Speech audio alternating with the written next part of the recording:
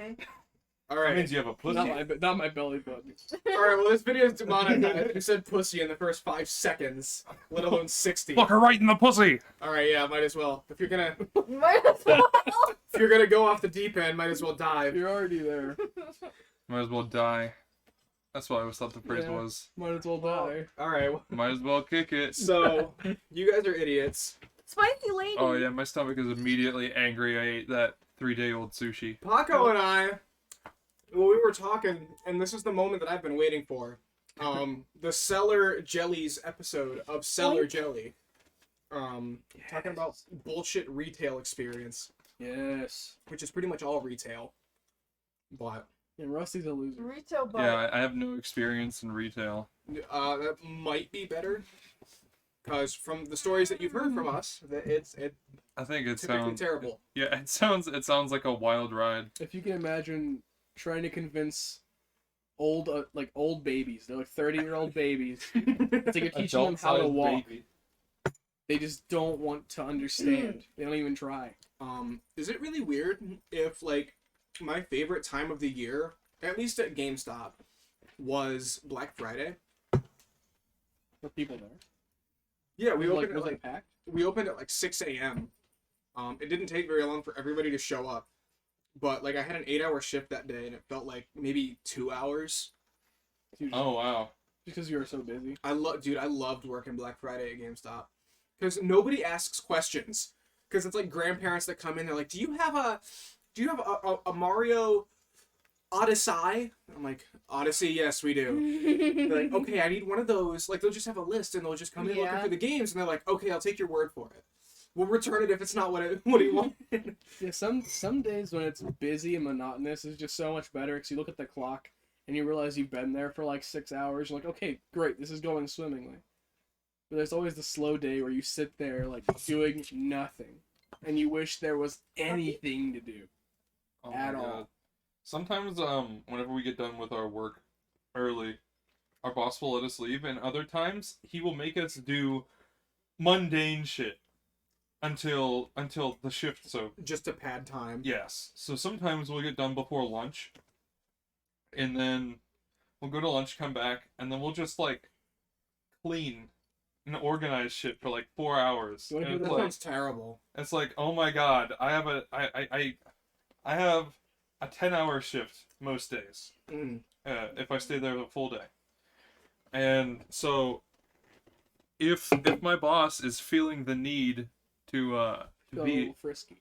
feeling a little frisky, he'll just have us walk around the shop and just like clean shit. The most monotonous bullshit I've ever had to do is if you run out of trucks to load, they put you in the trailers and you have to sweep out the trailer of all the semis. Mm. And it is just like 120 degrees in there, and you're sweeping, and that's all you have to do. There's nothing else. It's almost the exact same thing that You happens get at a my push job. broom, you get thrown in the trailer of a semi, you sweep it out, and then you're like, yeah, man, this is what I have to do for my entire day. Well, So- how much do you get paid for it? You know, it's funny. I got paid more for being an intern and learning how to work than I do for actually doing the work. See, that's kind of crazy. I see. Well, the thing is, I got paid way too much for the lack of understanding I had of the job. Okay. Like, I got paid a lot of money to learn how to do that job, and I still get paid enough to where I'm happy with my pay. But where I drew like this weird line was, I'm working backwards. I'm doing more work and getting paid $2 an hour less than I was when I didn't know what I was doing. That's really weird to me. As someone who has in the last like year and a half started working, you don't really think $2 makes much of a difference, but like you get that paycheck and it's 2 weeks worth of work. Dude, I no, went from Yeah. a grand bi-weekly to almost 850, and that's car insurance. I just like, got that like is my gas. crazy. I got like a 50-cent raise, and it's made a noticeable difference. Yeah, like I have glasses. You have glasses? Here they are. You going down? I'll be right back. Oh, okay. it's like I went from 17 is what I got paid as an intern. which is really good. That's crazy. Well, the Yeah. thing was, everyone looked at me like I was stupid. I'm like, hey, 17 I was don't- almost my starting wage at my like job. I don't deserve 17. I wasn't allowed to use a tow motor. I wasn't allowed to use the scanner guns. I wasn't allowed to do receiving. I just watched. But why? And now why that you know everything, you get 15. Yeah, why would I turn it down? Like if I had the option to get paid that much. Oh, to do that yeah. little. So I took it. I ran with it, and I hung out with the engineers. I learned so much about business and finance, and then now I get paid less for carrying the entire workload of the truck loading Mhm. than I did to learn how to load trucks. Which is just like, man, like 15 is still fine. Like that's plenty of money for me. Yeah. But just the feeling of What are they paying people at McDonald's these days? 13 to start, Jesus. 19 as a manager. That's Well, fucked up. You also got to realize that they have so many people working at McDonald's that you're only working a couple days a week too. Yeah. I mean, well, it's like cool little incentives for working where I work, where it's a really big family atmosphere. Hey, weren't you saying that, like, if you go to, like, the Christmas party or something, they'll give you, like, a nice bonus? You get a nice bonus for showing up. If you win, like, they have little games, and if you play them, like, he'll give you, 2 guys won, like, 50-inch flat screens and stuff. In August, we sold $122 million worth of stuff amongst all of our branches. We had, like, 46 of them. And that was the highest grossing that we've ever had. So everyone that worked the full month got a $122 gift card to Longhorn Steakhouse. Dude, Oh, that's that's pretty ridiculous. nasty. It's For Christmas, I got a $25 gift card from my manager. it's nice little things. Like it's cool. I appreciate getting things. Well, yeah, my manager is also very, very accommodating in other senses. Like, Wink. He gives you little, I guess he can he wink. gives you little kisses. I was gonna say, well, there was a day. Yeah, the workplace sexual harassment is very much appreciated. Oh no! If I love HR, it. do you know if HR came into our building, we'd be gone in minutes. Yeah, but he doesn't actually get harassed. We should clarify that. Yeah, no, it's typically me, it's typically me and another guy. And Yeah. it's not actually like we're looking at women. It's we're like dick oh, jokes. yeah. A Yeah, 60-year-old it's all man. dick A jokes. 60-year-old man pinched my butt.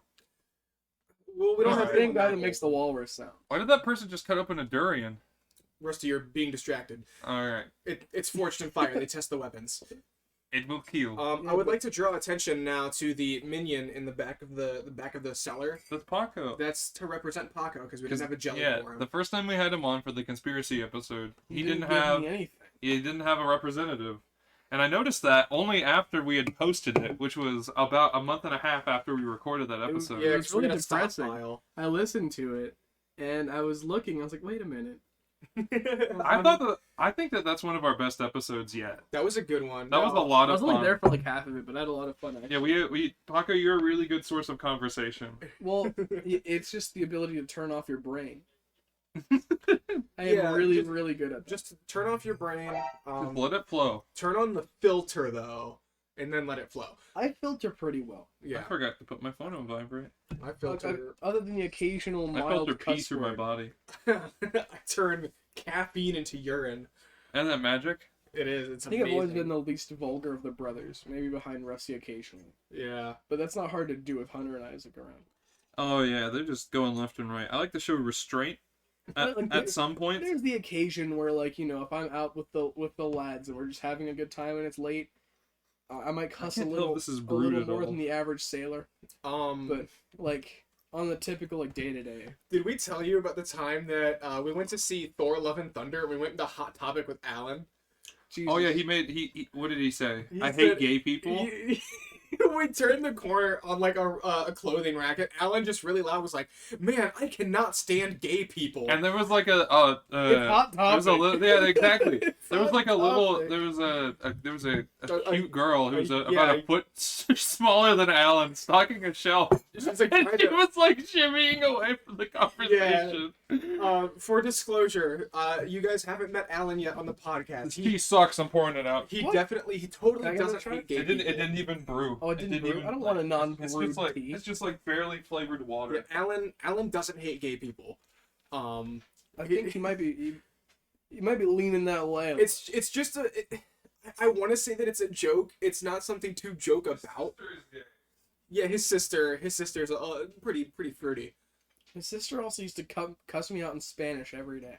She still does it to me, dude. If I'm ever on Alan's property And and I'm a great his sister guy. sees me, I'm getting cussed out. Well, it was always in Spanish. It's really funny though. I love it. And she'd say it as if I didn't know what it meant. I'm like, dude, I'm in the same class as you. Yeah, I'm also in honors. Like, I know what you're talking about. yeah, it was really funny. Stop. Fuck off. Stop saying these things to me. I don't like it. Stop and I'm never mean. Christian, what was your favorite class in high school? My favorite class, I had public speaking. Yep. With Mr. Mikes. And I knew that was in that coming. class. And oh my goodness, I just love being around Mr. Mikes. Mr. He Mike's. did- Mike's is I a... genuinely, We gotta find a way to get him. I enjoyed help. Oh, yeah, for sure. Help with Eb, because that dude's a freaking imbecile. He is an idiot. Oh, didn't he say that he was an alpha male? Yeah, he Like, talks about he he's an said it alpha male, unironically? and he's an alpha male, and he can't be friends with other people who are alpha males. But then he has one friend who is similar to him. I'm like, are you calling Wade a beta male? And he's like, no, I never said that. Stop putting words in my mouth. I'm like, but you guys golf together, you eat together, You kiss together. Like you Fortnite hit all the together? They play Fortnite together during We football would joke practice. about I'm them like, being gay all the time because they might as well be. well, one time, one of them came to golf without the other one. I'm like, does he know you're cheating on him? He was like, no, Get out of and here. he left. One of them has herpes. What? Dude, All that's right. crazy. You know what's funny? A week later, I'll found out run the other one had herpes. herpes, and we were like, The evidence keeps stacking up. I mean, they're probably just like drank from the same thing because they hang out all the time. Sure. Probably both smooched the same woman Nah, dude, I asked with their the woman penises. and Garrett. Smooched with their pee-pees. That's really gross. I do it. Slurp. I'm sorry. Maybe he slurps his People are soup. just like listening there.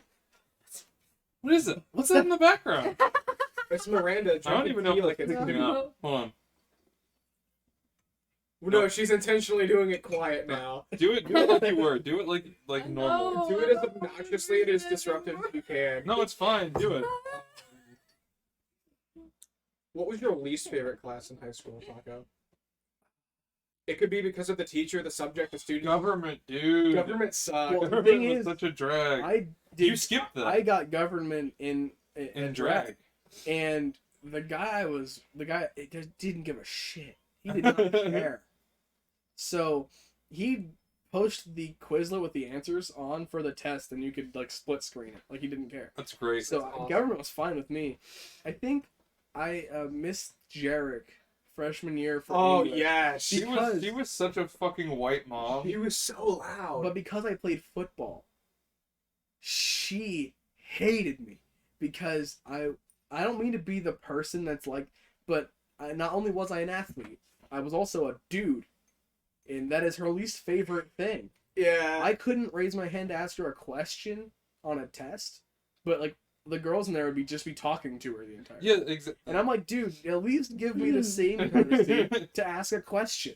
Like, I was always just a fan of the teachers that you could just talk to. I never liked to cry boy, but she was just blatant about it. Like, she did Yeah. not care. It was like, Didn't she talk about how she had like she was like divorced twice or something like that? yes. all the time, constantly. And she would always Who are you talking about? Miss Jarek.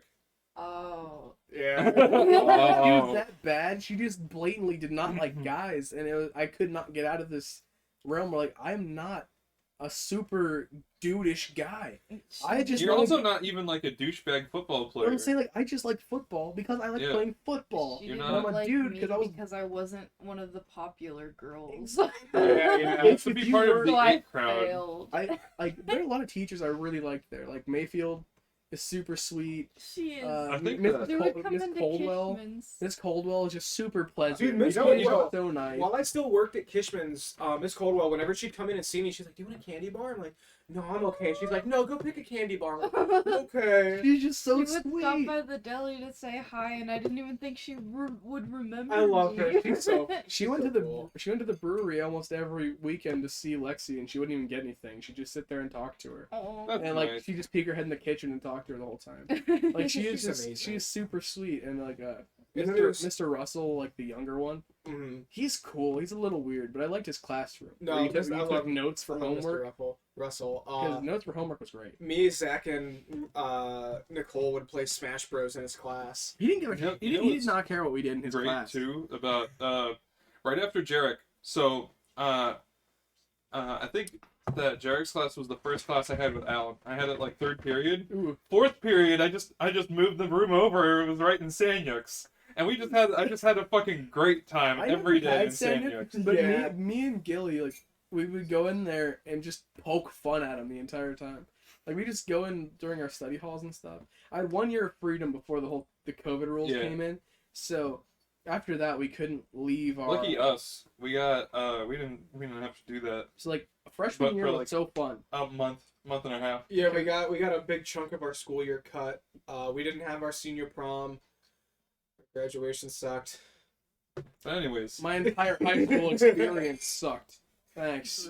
oh, yeah, The 'cause now you're entire working. time sucked. But my freshman year was really fun because we just had freedom.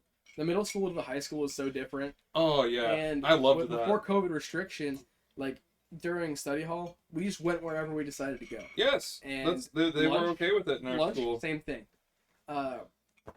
During like We Video where we recorded videos and stuff, not only did I not take a single thing seriously in there, Yeah, me neither. also I had a great time was though. part of the class that ended that class. Like he no longer taught that after us because I did a 7-minute instructional video on how to operate a vending machine. I remember this. Didn't you do it with Siebes? I did it with Sebastian.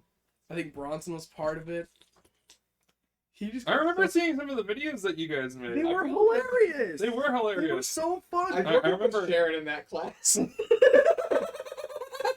But the thing is, when he went down the checklist, every thing that was on that rubric, I hit. It was just stupid. If you didn't know how to work a vending machine before watching the video and you watched it, you could. So when you say operate a vending machine, do you mean put the dollar in, press the buttons, claim item? He had to stretch it to 7 minutes. So in my head, I had to think, I'm going to... So you need to What sort of wacky antics I can I fit I into this figured out- episode of regular show? how to gain the money to put it. So how go to to your approach mother, go to said- your mom's car, and in the middle console, see if there's any quarters. I sold Bronson for 75 cents in this video. And I approached the vending machine as if we're we're a wild animal. Yeah, like, don't make record eye me contact. slowly walking up, just like looking at the floor, looking at the ceiling, stick my hand out. I gave it a kiss. I started rubbing the little coin hole I put the coins in. Oh, foreplay it. Yeah, and I shook it real hard. But, So I then gave it what you but wanted. then Albert Tony stopped me because I was shaking the vending machine. We had to cut it. Cut me back in with the soda in my hand. And I was like, and I was like, I threw it and it spilled. It was Dude. amazing. It was so much fun. I spent so much time in the Hall of Fame because it was a soundproof room that no one Yeah. ever went in. So I was in there. Oh my god, yeah, I've only been in there like twice. I interviewed the pictures on the wall. We had to do an interview. We had to interview 5 people. I interviewed 5 pictures, and I responded in a different voice, and we edited it as Oh, a no. separate thing, like a separate clip on Did top of you it. did you pass that project? I had an A+ the entire semester. Jesus Christ. Because the thing is, it was objective. You had to look at the Didn't you checklist. make like a little short film where you go up to the hall monitor? Yes, the hall monitor, that's what it was. That was I a remember spin-off of his first iVideo class. Before it was We Video's iVideo. that. It was iLife. I- That's iLife, what it was yeah. whenever I took it. They made a... That's where Sonic the Addiction comes from. Jeez, oh my goodness. But they made one where it was like a hall monitor who's just bad at his job. They Yeah. made us that 2 years later. That kid's little brother made another one, and, So this is the was hall maker, stupid. the hall monitor cinematic and universe. he showed us that, and I'm like, I have an idea. So I just got a couple friends who were in on the bit of just getting like beaten in this video, and I was just a relentless hall monitor. Didn't you go up to like Mr. Albert? You like went to Yeah. him in his office. Yeah, we went into his office and he was talking about. He's like, this badge, it means something. Yeah, he was like he's really into the It was role. beautiful. But I we, need to see we edited this. We edited Do this. you thing. still have it? Sebastian definitely does. I lost it on my old phone. I'll ask Sebastian. Sebastian might still have them. Who else was involved? Ollie might have them. All right. Bronson might have some. I'll hit up Siebes. I I'll be would- like, hey. Dude, I wish I had them. I would but love to see We them. edited. We actually got points. It's hilarious. We got points taken off of it because it was perfect. And he pointed at the badge with his pen. We added a pew sound effect, and he took 25 points off for What? For the Bew? because it wasn't professional. I'm like, you know what happens in this video? This kid litters. I pick it up, I grab him by the collar, I stuff That was the the paper first towel assignment, right? in his mouth, I slam him against the locker, and I throw him on the floor. And then one of the kids Don't goes out in you special ed room, and I don't you bark throw at him. Bronson off of like the Yeah, I the hoist him top up on the stairs, and you it cuts edit to it him like landing. like Yeah, you he call like gets a whole upset story. over a little pew sound effect. I remember. I hoisted him up, and then we jump cut to him going, oh, and he landed on the floor. His hands are dipped on the stairs. And I threw him over the balcony. Jesus Christ! And he took off points for the pew. I love the amateur editing of you throwing him off the stairs. Well, I mean, all we had were our phones Yeah. and the video editor So, on the computer. Exactly. Whenever it's, I've really loved that because it's like an experience. It's an exercise in like amateur filmmaking. Well, we just had we didn't think of it too seriously. We're like, we're going to make this the most fun video we could possibly make it. Filming Sonic the Addiction was like a learning experience because Was it? whenever you have to film something with different locations, you learn to chunk in what you can when you have the time. So there are sequences in that video where we're outside and we had to film them all at the same time, so then we didn't lose daylight because we had like I think a day or two before we had to edit the project and send it in. So we had like 2 or 3 locations that we were like, all right, this is where we're gonna film, and then we filmed the chunks. So we had to do certain bits. We had to work around the fact that I had to wear Sonic face paint for part of it. Yeah, not the other part. Because I remember part of it, you could still Because see yeah, like part of it's the my you transformation. still see the black ring around your eyes, but like you tried to wipe it Yeah, off. toward the end of the video, after I get captured, we tried to smudge it, but I think it's smudged a little bit too much, and then it's mostly just the eyes that stay. I think you were there whenever I had to film the last second ending to the hall monitor video at home. I think signed it maybe. on the computer. It was while we were writing that one about yes! about Clownman. And we were Remember that story we were yes, writing? and we were messing around with FL Beats, FL Yes. Studio. And basically, I got expelled, and I had to record it from home. And that was our idea because I had to Yeah. record it the last second and edit it in. And halfway through the video, I got a haircut. Just So, like Samurai Cop. I didn't think about it. I came to school and I'm like, oh my god, like this is supposed to be the same The 30 minutes. continuity error. This is all the same day. Isn't that crazy though? So That's something you don't think about whenever you watch a So you know what I project, did? regardless of the level of quality. I it's- put a wig on. Yeah, just like Samurai It Cop. was stupid. We had a group of seniors in my class. They didn't care. Like at one point, That's one of my favorite. That was one of my favorite parts about being a senior. Is like by that time you basically know if you're gonna graduate or well, not. no. We So you had can just stick off. we had a day like between projects where he's like, okay, guys, like get familiar with tools, do homework, study, whatever you got to do. A group of seniors left the building, went to Circle K, and came back. I didn't see them for a week. Oh my god! Yeah, Really? they were either in ISS for a week or just fucking weren't allowed at school. We got in trouble for we almost got in trouble for going to talk to Mr. Albert, because Mr. Wright saw it when we were editing. He came Mhm. over to check what we were doing. Lucy. And he was yelling at us for harassing employees, like the workers, and I was like, but He was part of it. He was we in on it. talked to Yeah, him. We exactly. saw him in the hallway. We're like, hey, Mr. Albert, can you help us shoot a scene? Yeah, you wouldn't be part of And this he video. killed it.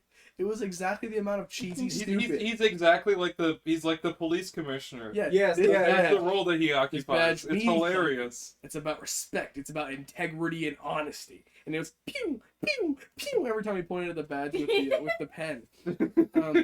I And can't remember that. and there was part of the video where we forgot to edit it out. After I threw I threw Gabe into the locker, and then as he came back, I threw him on the ground, and he smacked his head really hard. Oh, I think And- I remember that. and- He's like, oh, He just went, oh. yeah. Were there like people walking down the hallway giving you like the weird entire looks time, too? because Yeah. when people walked down the hallway, all they saw was me beating the shit out of him. And he was a I great, remember was the his idea. bystanders watching. It was his idea. Like, I didn't want to hurt him. My joking idea was, I'm just gonna beat the shit out of everybody. And he was like, I'll be your first one. Just throw me around. And I'm like, are you sure? So I chased him down and I threw him into this. But I heard a door open behind me, and I turned around and I went, whoo! Was it someone coming out of the library or something? It was him coming out of the special ed room. Oh my And I went, whoo, whoo! And they ran back in. The Christian. And I was like, oh What no. have I done? I was like, oh my god. And I knocked on the door and I apologized to the teacher. I apologized to the dude. I didn't mean to. It was on cue, because you know the special ed room's right here. Yeah. Miss Clark's room's right here. Yeah. Yes. Ollie Alright, was so supposed to that come out of corner. Mrs. Clark's room Because at almost the freshman exact year- moment, and I was supposed to scream and chase him down for leaving class early. But all I heard was the door behind me after I threw Gabe down, and I barked at this random special ed kid for no reason. who was our homeroom teacher freshman year? I don't I fucking can't I remember. don't remember, dude. But old it was now. it was that room right next to the special I'm ed room. taking out a It was mortgage on my house closest, already. closest to the bus doors, closest to the stairs. That was our homeroom, so I'm intimately familiar with that corner. Because, like, we got Mrs. Clark. She hates me. Hates. I did not do I anything. think she hates anyone who doesn't do art well. Like, because I was like, when I walked in at first, I was like, she, worships me. I was And like, Miranda never It's got really shit weird. done. She And my little sister has her in her class, and she just asks about me and talks about me to my little sister. Mrs. Clark liked Aubrey until I started dating her, and then she hated us both. Why? I don't That's so know. weird. I walked Alan and I would always talk about, junior year, Alan and I took art too. And we both just had our conversations. Yeah. Like we every once in a while we would restrain ourselves, but for the most part it was like we were talking anywhere else. Yeah. Yeah. And she was like, I think I'm gonna miss the conversation. I think we Stockholmed her into liking us. Yeah, basically. definitely. That's how it works. Especially with our friend group. We hold you captive until you're like, alright, you're cool. I also never finished any projects, I should add. Yeah, me neither. I always took like 3 or 4 days over. I actually have a project, like, obviously our school year was cut short because of COVID, so I never got to finish my last project. I have it at home. I can finish it. I just need to buy acrylic paints. What is it? I have some. I have some. Bro, I have a lot. I'll see if my grandma We has need it somewhere.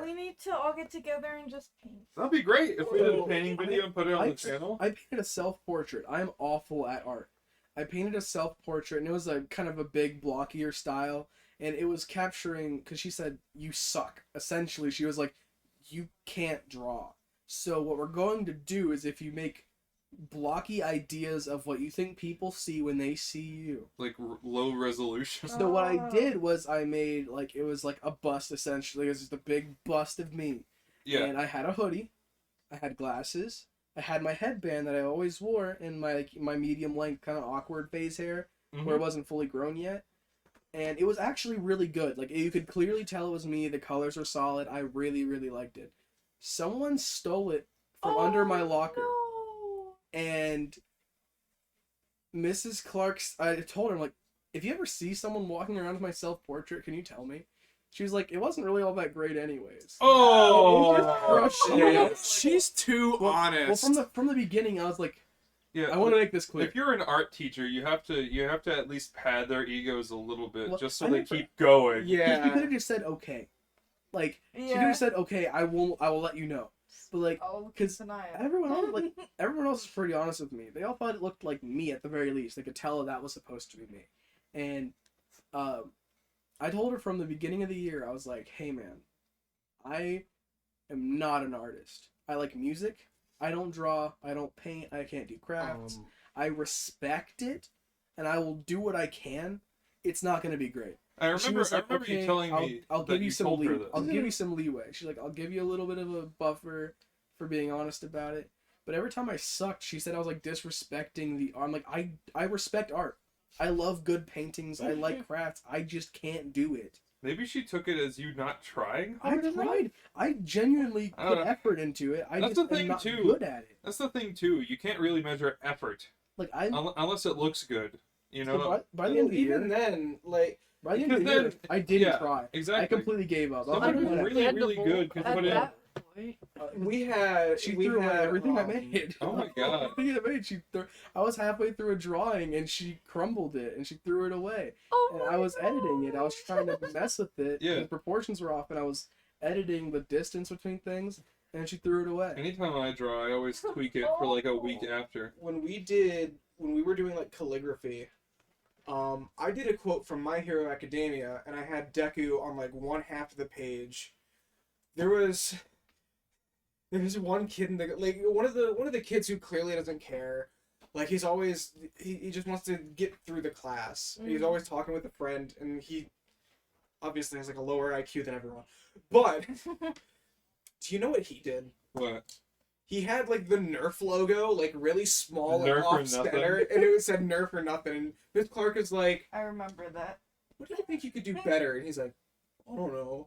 Nerf or nothing, brother. He Oh got my God. a 50% on that project. I remember what I did for that. This was right after everyone was freaking out about in the comics Captain America was revealed to be a Hydra agent, and it was like a whole dumb retcon thing that they fixed immediately after the event. Yeah. But for a minute there, for about a year of Marvel continuity, Captain America was a Hydra agent. So I took that and I ran with it. I took the shield design from that run, because it was like the old school style sort of. It wasn't circular, it was a longer shield. And I put a quote from one of the Marvel movies. In Captain America Winter Soldier, Nick Fury's talking about how he has like these AI run helicarriers, and they'll just like take out threats before they happen. He's like, that's no good. You gotta like wait for people to do crime before you punish them. And Fury's like, we don't have time for that. World-ending threats every day. Yeah, all the time. And Captain America says, this isn't freedom, this is fear. And that's the quote I used. Mine, I painted a wolf and I did some stupid quirky quote probably, but my mom really liked it, so she took it, and it's hanging up in her office. My She Deku would art, show everyone. my Deku calligraphy, I actually have it hanging in my room above my TV. I saw I that. think it's pretty good. I'm very proud of it. Pretty solid. I would like to go over it and make the colors more vivid on Deku, because I just use like colored pencils. Mm. You know, it's weird because up until Clark, every art teacher loved me. Granted, I can't do art because The way you draw faces is really... I had an art teacher tell me she was gonna strangle me. Really? that's how Miss Schmuck was. Yeah. Well, for me, like Miss Schmuck in middle school, she loved me She loved me too. because I wasn't good at art. But she, at the time, we all thought it was stupid and boring because we were kids. But she would always teach about, like human rights, and Yeah. things of that nature. And we were like, I want to go to recess. Like, this is stupid. And I want to go to my break. I want to play basketball, whatever. And it, like, as I've gotten older, I'm like, she was really cool. Like, Yeah. she was really She nice. was also a little bit crazy, but she was you a little know, crazy. if she you was were nice, on her good side, If she was you pretty if you cool. put any effort in anything, she was Yeah. nice to you. She told me that I broke the boyish mold that she hated. Don't know. I still don't know what that means. I just broke the boyish mold. She I called you guess. gender fluid Are Maybe. you talking about the crazy art teacher? in the from middle Schmuck school. in the middle Yes. school. She was terrifying. I loved her. She was a lot. She invited was a me- lot, but she liked me. She invited me to come to her house one time. She would What? watch me. That sounds a bit weird. I didn't know. She I would was look like, at my "Oh." drawings, and I would be working on something, and she would be like, "You need to finish this. This is like amazing." And then she would take me to a different classroom that no one was in, and have me work on. It sounds like a serial killer. One time, a kid. I would just say that she had a really different way of thinking She about really, things. really liked me though. It was kind of scary. I made a stupid joke. It was loud, and if you think about 7th grade me, like, this is pink guy era. Oh this yeah. is we were all cancers. Like, this was awful. We were all cancer. And so I made probably some stupid, awful joke. Oh yeah. Out loud. I- She did not care that I said it. My friend laughed at it. I He made would've him been sit in the coming- kiln room. He had to sit in the kiln room in the dark She with had the to sit kiln in the on. The kiln was on. It was Oh, like 100 wow. degrees in there. I I was in there painting I 9/11 remember. portraits. I would have been. That would have been my I freshman remember year. it So would we have, would've- like, all it the would've- political stuff. It would have been right after I left my like edgy phase, but I was still into Filthy Frank and stuff. Was that the year? Was that the year Frank put out his last video? It might have been. Do you remember Damn. when she like jerked someone in the hallway and she got in like really think big so. trouble for it? Like grabbed him by the arm or something? Yeah, like really violently, just like. Yanked. She accused one of my best friends of swallowing a fidget spinner. What? There was a big thing when I was there that like kids Oh yeah, she like choked it because of we the had ball fidget bearing. spinners God. and no one and they were Oh like my teachers were freaking out because What a everyone fucking had them. what an age we grew up in. And, Dude, and I had- one kid swallowed one I have try a to keep fidget it, spinner and he story. choked and he was like turning blue and they had to Heimlich him. And then my friend, she was like, I saw you play with it. Where is it? And he's like, I don't have it. Like he emptied his pockets. Like I don't have a fidget spinner. She's like, did you swallow it? And he was like, no. He did not have a fidget spinner. Like I came to school one day with 2 fidget spinners. I had a dark blue one and I had a light blue one. Hunter Cox offered to buy it off of me for $15. I'm like, dude, I got it for 2 at a gas station. Yeah, gas stations. So they're like, Oh wait, can I go? yeah, you. Yeah, Okay. go for it, go for it. So my neighbor down the road, he would make fidget spinners like with like the ball bearings and stuff. Yeah. And so my little brother would be like really obsessed with them, and he would play with it in school. And I think a kid took it out of his backpack, and like my brother lost it. Like he threw his backpack aside, and he told the kid that he knows where his stepdad's guns are. Oh my god. Over a fidget spinner. Jesus. Whenever I was in 3rd grade, I might have been in 2nd. This was back whenever Bakugan were like still like right after they blew up. well, they were sick, dude. Yeah. On the like the vents in our old house, like where you used to sit with the blanket over you on that vent in the corner by the kitchen. I'd Mhm. sit there and I was, Just I was imagine- more of a Beyblade. I kid. like We had having Beyblades. The little The dragon. dog, We had we used to Beyblades, get so but- angry when we called it the dog food bowl. Uh-huh. Like, that's not what it's called. It's for Beyblades. I was a With your fucking- Rascal Flats playing. Yeah, I was crazy as a kid. But anyways, in like 2nd grade, I got robbed blind for all of my Bakugan, but like 2. Oh my god. And then I found who did it, and I didn't know how to approach it. Who took all your Bakugan? It was some kid at grade. I was in one of those classes where it was like The math second, classes. yeah, 2nd and 3rd graders. Those ended the year I came. So it was one of the 3rd graders that took them. Damn. And I didn't even know how to like approach the subject. So you just beat him over the head. I traded a Machop for a full art Reshiram card. It's a run of the mill Machop. Yeah, I traded like a card probably Wow. worth 2 cents for a card probably worth $10. I Bro, used, kids are fucking crazy. I used to write Beyblades got stories. banned in the middle school. I wasn't Yeah. allowed to bring Beyblades. So, like I would. Oh no, it was in elementary. I was It the in kid. elementary. I was the kid who would bring my stadium, and they were like, "You can't do this." They banned it because for one, people were betting on them. They thought we were betting, but we were just playing. Dude, we People were used to- betting on them, and then also, like I guess that they made some bullshit reasoning about the Beyblades flying up in people's faces, which like, I ever told you I got in trouble because you know kids for like the fundraisers they'd sell like they have the boxes of candy. yeah, One time, I had like some extra money with me, and I was gonna buy one, and it was one of my friends. He needed to sell. I think it might have been Stevie or like Levi or someone. They Yeah. needed to sell the rest of that box to get like the big prize. I think it was like an iPad. And so I bought everyone in the class one thing from there, because like 22 people in the class, $1. I had like $25. I bought everyone one. It sold out his box so he could get his thing. I almost got suspended because they said something about like I was stealing from the kid and it was unfair to other kids that they can't come upon that, and I'm being What? disruptive and I'm like What disrespecting the them. And I was like, I literally just wanted to do one nice thing. Like I wanted to everyone gets what they want. I get candy. Adults are fucking crazy sometimes. I'm like, no other kid's Freak the mad fuck out. because I helped one of my friends out. So If you're a rational child, you're like, oh, I just wish I was in class with Paco.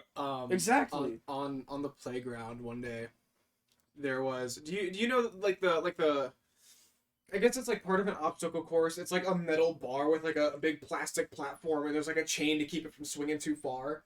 Yes. We had Yeah. like a line of those, and my friend, I forget his name, he was running across those, and he pissed me off that day. I don't remember what he did, but he pissed me off.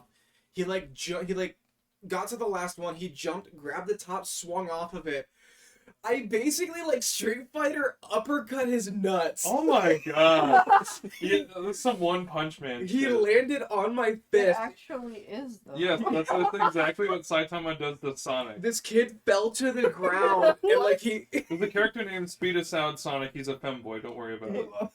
He's conceived I heard jump- Sonic and I was really confused. Yeah, it's not the hedgehog.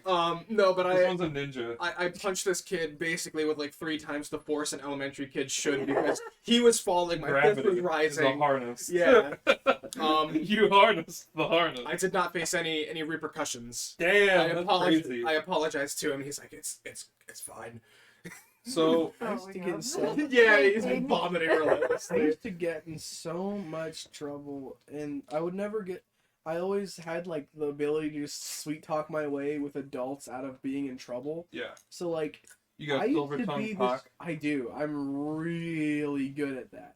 But I used to get in a lot of trouble because I was just really angry. Like up until like 6th grade, where I would just beat. You get a lot the- of I would- latent fury. I would just beat the shit out of kids. Like, no reason behind it. They just made me mad. And I'd be like steam coming out of my ears, jumping towards them. This kid looks like a bitch. Yeah, well, this I remember. I think the last time I ever actually like got into a serious quarrel with anybody was Ollie pissed me off. We were walking in the hallway and he kept pulling my earlobe. All right. Good night. Spicy summer. Impractical. He kept pulling my earlobe. It was making me angry. He was walking behind me, kept How- reaching and just How pulling old were me. you?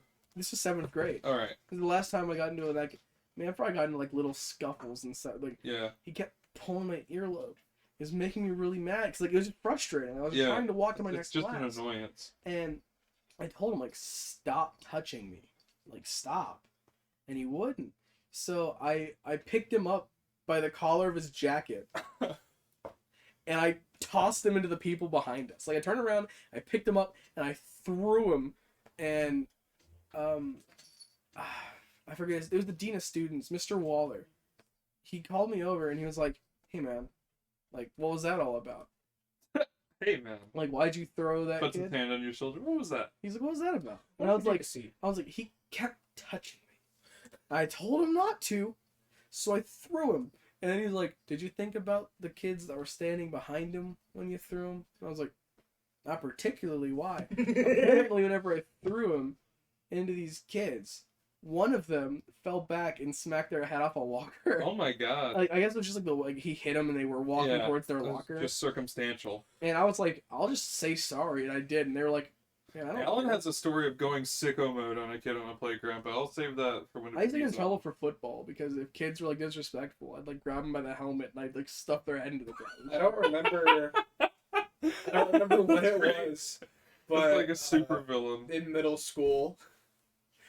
I don't know if these were rumors or if it was real. People were acting like it was real. The teachers were talking as if it were real. But there was at least a rumor spread that a girl was spit roasted on the bus in middle school. Oh my god. It's like in the far back where the driver doesn't give a shit. That is incredible. Crazy.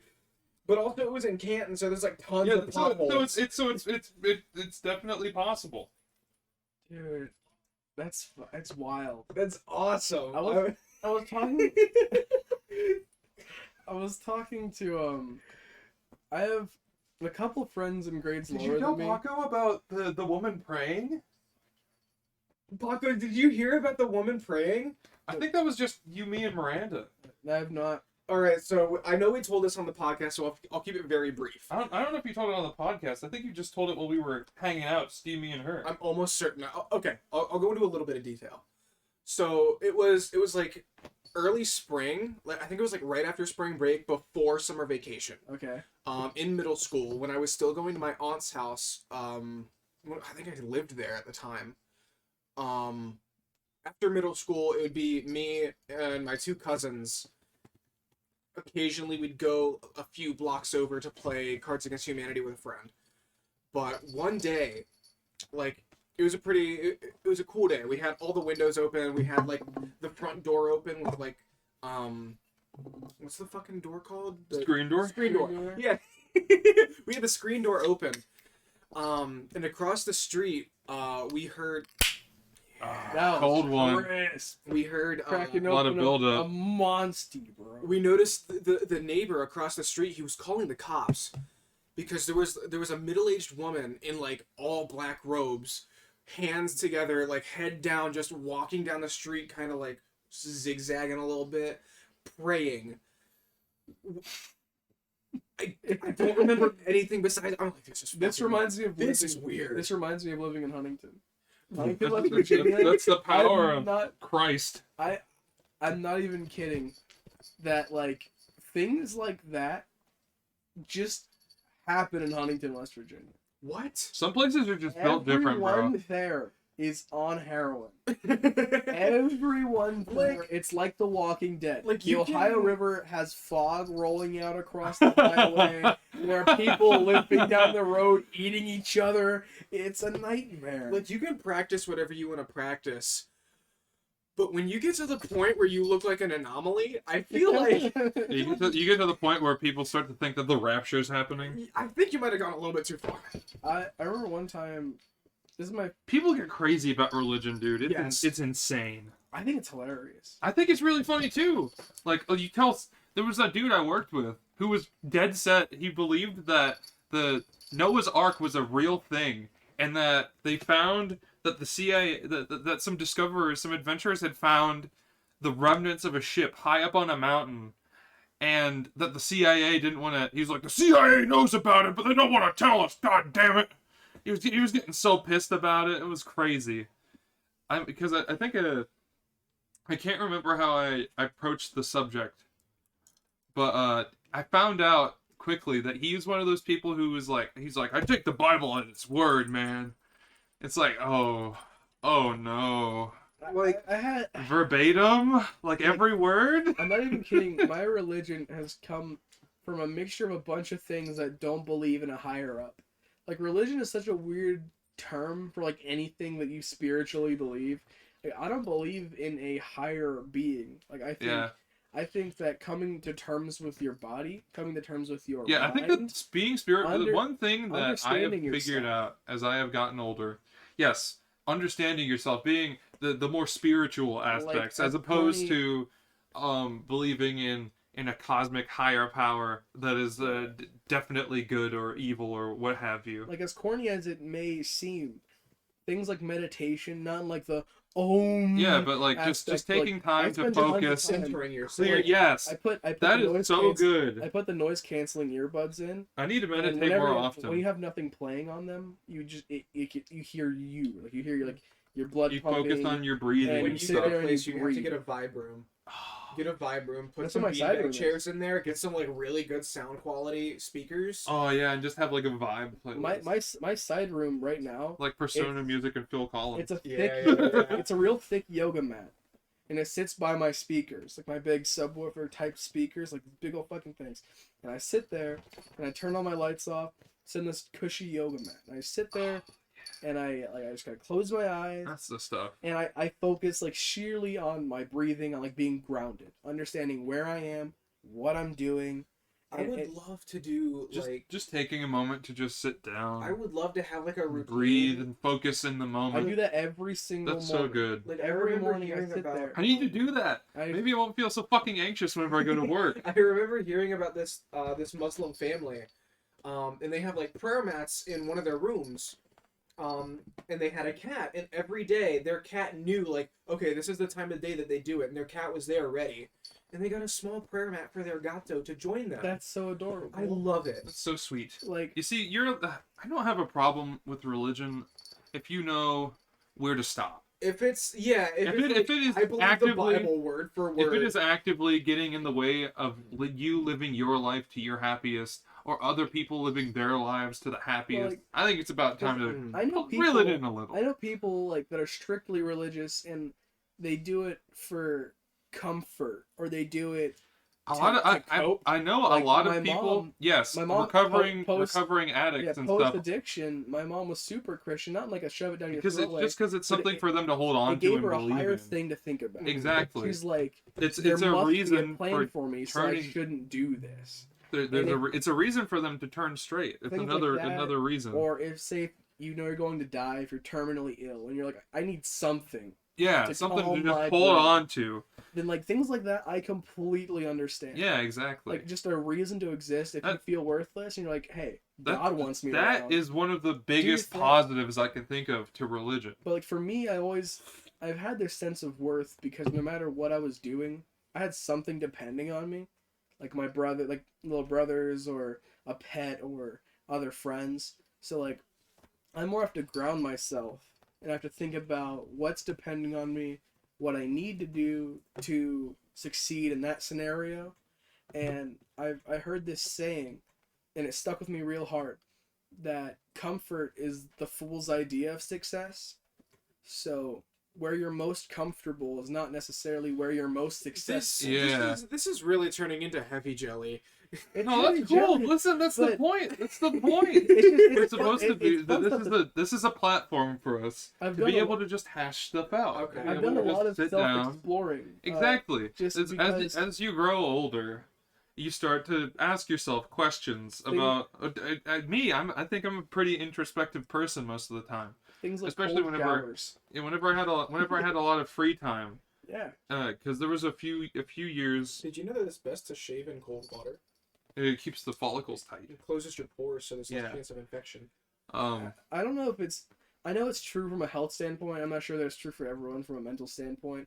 That I being don't be- like cold showers. but having cold water. Hot showers are better for mental health. Cold showers are better for physical health. It's weird for me. I pick mental health every time. I Sometimes me- you just need a warm hug, bro. Like in the morning, I feel like almost it's every important to be morning, able to recognize it. that. Trust me, I know. I take a brisk, cold shower, and I sit on my little mat. And if It's like I'm what feeling, Aaron does. if I'm feeling real introspective, I'll sit with nothing in. Sometimes I'll turn on like Tame Impala, or I'll turn on like It's something like vibey. some 30s, 50s music, Take a cold shower. and I just sit. Take a cold shower and eat a cold orange in the shower. Eat a cold orange in the shower. Yes, it'll change your fucking life. Okay. According to Aaron Hansen. According to Good Mythical Morning. They tested it. I saw their But- butts. But like, Remember whenever they got Vasectomies yeah, together? vasectomies together, Yeah, where they held pretty- each other's hands? that's pretty squad goals. awesome. That's squad goals for Squad sure. goals, dude. If I ever get a vasectomy, I want to do it with you guys. Oh, for sure. For sure. If you need to find some friends, if you don't have them in your life, I'm so sorry. But I you have need a to find Jesse. some homies. Yeah, You gotta get close Fine. enough with somebody that you'd be comfortable getting a vasectomy with them. Yes, like you guys, okay. I get a vasectomy with you guys. I would not bat a fucking eye. I want If to they- get a if they were tattoo like- before I get a vasectomy. We should start a D club. Start the D club. I Start want to D get a club, dude. tattoo on my dick. A tattoo Oh, of your dude. dick. Try to get a tribal tattoo. I'm gonna Get a tattoo travel of- tattoo like right at the Didn't- base. I Get a can't tattoo of remember Gavin's where it was, birthday on my but dick. I heard a story of someone getting a tattoo of a vagina, like on their dick. That's awesome. How much did that hurt? I don't know. Oh, I'm sure it I didn't think feel that- good. This might have been something that my brain is just fucking fabricating. I But- hope so. I'm going to get a tattoo of your birthday on my dick. After. Just so I can know. Just This like- is the When's his homies. birthday? Bam! Yep. You like hang on. You like plug your nose. You go. And he goes, it's like Here a at noise Cellar, maker. we It goes, take hard right turns from existentialism into boner jokes. So anyway, God. but like, I think That's why I love podcasts, because I- you can do that. You I can would pull it like- off. What I've been wanting to do for a long time. I don't have anywhere to put it. I want to get a bonsai tree Absolutely. like a 'Cause tiny little sand garden. you I just feel like mold it's you mold very- them to your want, like whatever you find beautiful. Well, I also can have make it. I also have to worry about Milo. I don't want Milo to eat my little tree. Like I have a Yeah. cactus, and he's my favorite thing ever. I- Because he will thrive no matter what I do. Because he's a cactus. think- I couldn't water him for a month, and he'll be just as depressed as me because I haven't watered him in a month. I have some orchids in my room, and they are particularly hardy. You got a reaction, didn't you? But the orchids are they're I think they're called a dry root plant, which Yes. is like they thrive in an environment that is mostly dry. Mm-hmm. So I can just go like a week Yeah. and a half without watering them and be like, oh shit, and then I'll water it and then it'll be okay. Like I've realized like all the cliche, stupid garbage that successful people tell you are partially true. Like grounding Well, myself yeah. and It's meditating, You have to taking cold filter it, showers, say. work like, exactly. You just working have out. to remove things the like part where they're trying to sell you something. Working- yeah, exactly. You just don't buy their stuff. But like I like Tezande. if you No, that's the dude who made Chocolate Rain. Ty Lopez. That's the dude who's here in my garage. That's what I was trying to think You just of. have to filter out their ads. Here in my garage. Chocolate Rain! and he like steps away from the mic to breathe.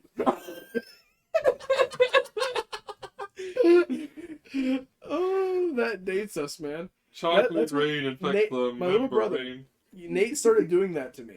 What? Wherever I'll bring things up like Oh, you're old? a vine or things I like bet Chocolate Isaac doesn't Rain know what or Chocolate Rain Smosh or like is. Leroy Jenkins. things like DVDs. Oh my god! or things like I was VCR I was tapes. watching that new Ninja Turtle show, Rise of the TMNT. Is it good? It's pretty good, yeah. The animation's fucking stellar. Okay. And they got the dude who voices Sonic in the movie to voice Leonardo. Oh, okay. Um, I'm a little bit less into it, but I think But- I would have liked him as Michelangelo. Just a goober. well, the He's dude stupid, who he's the most voices dumb. Michelangelo does a good job. I don't know who he is though. But where was I going with this? I don't know. Rise of the Oh, TNT. they do a Leroy Jenkins reference, Oh, okay. and they do like I think I've seen it. because April, I think it's like Did you April guys watch O'Neil. Red vs. Blue? Is April Yeah. hot? No, Oh. Oh. I did watch Red versus Blue though. But April, she yells April O'Neil, and then they're like, did she just run in there? And it was just like, what? Yeah. That's a Leroy Jenkins reference. That's And I looked at pretty old. Isaac and I was like, do you get that? Do you understand? And he didn't answer my question, so I don't know. But it's like that feels like that's something that younger kids wouldn't get. it's weird that for when someone tells me that something dates me, like I have, like just Michael. Because and, like, whenever in you tell it Zero, to your parents, it's something from like 20 Yeah. years ago. yeah, like This is something that's from It just less than happened. 10. like I swear to God, it wasn't that long ago. Yeah. But like I 2012 think was it's 10 just years because, ago. just because culture moves so fast these days. Yeah, with you the know? internet and everything. Yeah, the internet, and Everything the social is, media Nothing age. is meant to stay. Everything's meant to be digested. Yeah, everything is so quick to pass. It's just like boom, boom, like- boom. Like Michael and Zero, they're like a year, literally 2 years a year younger than me. But that's a whole generation of things that they just weren't quite old enough to be interested in. Isn't that crazy? I remember Because that's talking just to one how of our fast friends. It levels up. One of our friends about one of the people that you went to school with about the Wii, and they were talking about how they were too young to remember it coming out, and I was like, It's like that's what? crazy? Like I remember it. We I get remember it kids- becoming super popular. We get kids in GameStop who have never even seen a PlayStation 2 or 3. That's nuts. It's not even that old. I mean, Well, I mean, I feel like if you're just getting into the culture, you know, no, like, these kids are like, when I say kids, I mean like 10 to 12. yeah, like I'm saying, if you're a little 10-year-old kid But I'm sure and your parents aren't gamers, and you're just getting into it, no, dude, that these kids, doesn't surprise me. no, these kids are like, well, no, I was raised on gaming. I watch people play gaming all the time. I watch See, them that's play what the it is video now. game. That's what it is now. It's you're not. It is expanding the audience, which is good. But the kids don't really have anywhere to turn to have questions about stuff. You know, they have to go to the internet. You're making it sound Because- like a birds and bees kind of situation. No. But I mean, it's similar. It is similar. Like if you want to know a reasonable price on a game, what do you go to? You go to like eBay. You go to fucking Amazon. Not eBay. Not eBay. Yeah, if you get it's all either too high or questionably low. Yeah. Things like this one hit me hard.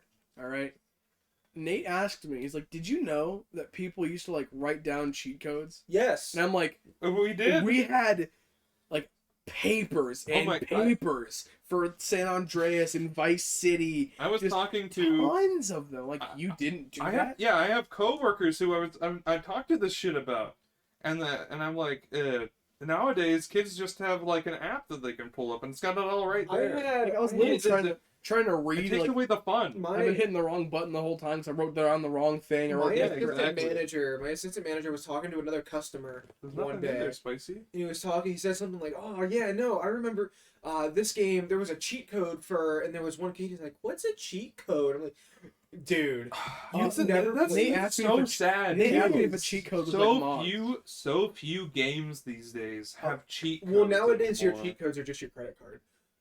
Yeah, Yeah, I guess. And, like, unfortunately, basically, That's like, the way it's become. mods are just a similar thing, but in a weird, different way. And like there were PS2 In mods mods, and the PS2. I had came somebody out. come in and tell me Exactly. that battle passes are pay to win. I outright told him, "No, they're not. They're all cosmetic." He's like, "No, they're pay to win." I'm like, how the fuck does Pink Gun make any other difference from Red Gun? Yeah, how does being Master Chief make me better at the game? I mean, it's like a psyche thing.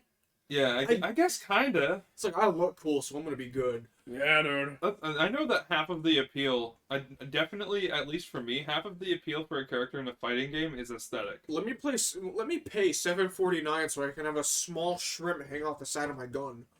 I would That's do it. funny though. It is It's really pretty funny. I funny. wouldn't pay $7.49 for it, but I'd pay for it. I just remember how easy it was to entertain us for so long, especially like Do you remember back me and whenever you would like, do whatever, and back we didn't whenever have games would have different versions. Like if one version of a game had like a certain bug that you would run Mortal into, Kombat Yeah, Gold they had would- like they would- 3 different home versions. exactly, Yeah. they would release a patched version as And- opposed to just yeah. having an update. And if you didn't have And it, if then you had a just friend couldn't who had do a it. different version of the game, then they might have an entirely different it would experience. feel very different, yeah. And it was crazy. That's nuts. Do you remember when video games would have like the story mode and then just like nonsense mini games off like Yeah. completely disconnected? Mhm. Yeah. I miss that shit so much. Remember, like we played all those Mortal Kombat games, and there was one that was all like mini games. You played like chess. Yeah, that was Armageddon. Armageddon had Armageddon like was like- No, had the that one was Deception. Deception had chess. Yeah, Deception had the chess, and then one of them had a kart race. I think that one was Armageddon. We had both. Armageddon We had Deception and Mhm. Armageddon. We had so much. Those games fun. were fucking awesome. Do you remember the like the makeovers and we throw them Yes, in the yes, grinder, we would. plug our nose and talk like that? Welcome to the beauty salon. Oh That's what my we would say, God. and then we would throw them into the meat grinder. It's probably like Tobuscus. we throw Baraka into probably the like meat grinder. Tobuscus playing in the background. You guys were idiots. Oh my we god, were yeah. so stupid. But like me and Rusty, Such a perfect storm of an upbringing, me dude. and Rusty could Like- do like you made- anything and have so much fun doing nothing. Like I couldn't tell you how much time we probably spent doing complete bullshit. You remember just staying up like really late and watching Good Mythical Morning? Yes. Because we would be the only people who'd be awake at like midnight. Yeah. And Hunter was too rambunctious and he wanted to do things, and we had this similar want to do nothing. So we'd sit and we'd find something stupid, like we watched Lost Tapes, Yeah. or we'd sit. Remember whenever their bed was in the living room? And Hawkeye we'd and I sit were on always there. about the chillin'. We'd sit there and we'd make weirdos in like WWE. Or we'd find glitches in it, or I am so happy that you are the way you are and I am the way I am. Because we just meshed so it well. meshed for a long time very perfectly until now we just don't have as much time. Yeah, so we So- barely get to see I each Yeah, barely other. see being you. adults kind of fucking sucks. Yeah, like Yeah. dude, we were like inseparable for the entire childhood we knew each other. Like there's a space we literally we picked our two rooms that we used to have on purpose. Yeah. Because there was a room that There was- connected. Mm-hmm. My room and his room were connected by Like a a hidden closet. hallway. It was Yeah. a little closet. That's where all my Legos still are. And if I you walk haven't up the touched stairs- them in years. If you walk halfway up the stairs, there's like a little lip, and that's our hidden room. and we have like there are Legos in there that I think are still there from the last time we made like an ep with them or something. Like, we Years played ago. Years, I would they're have been in still like middle school. they're still standing there the exact same they were. Guys, I gotta know something. It is a What's time that? capsule. What was your favorite Minecraft parody? I'm trying to think. I think Fallen Kingdom.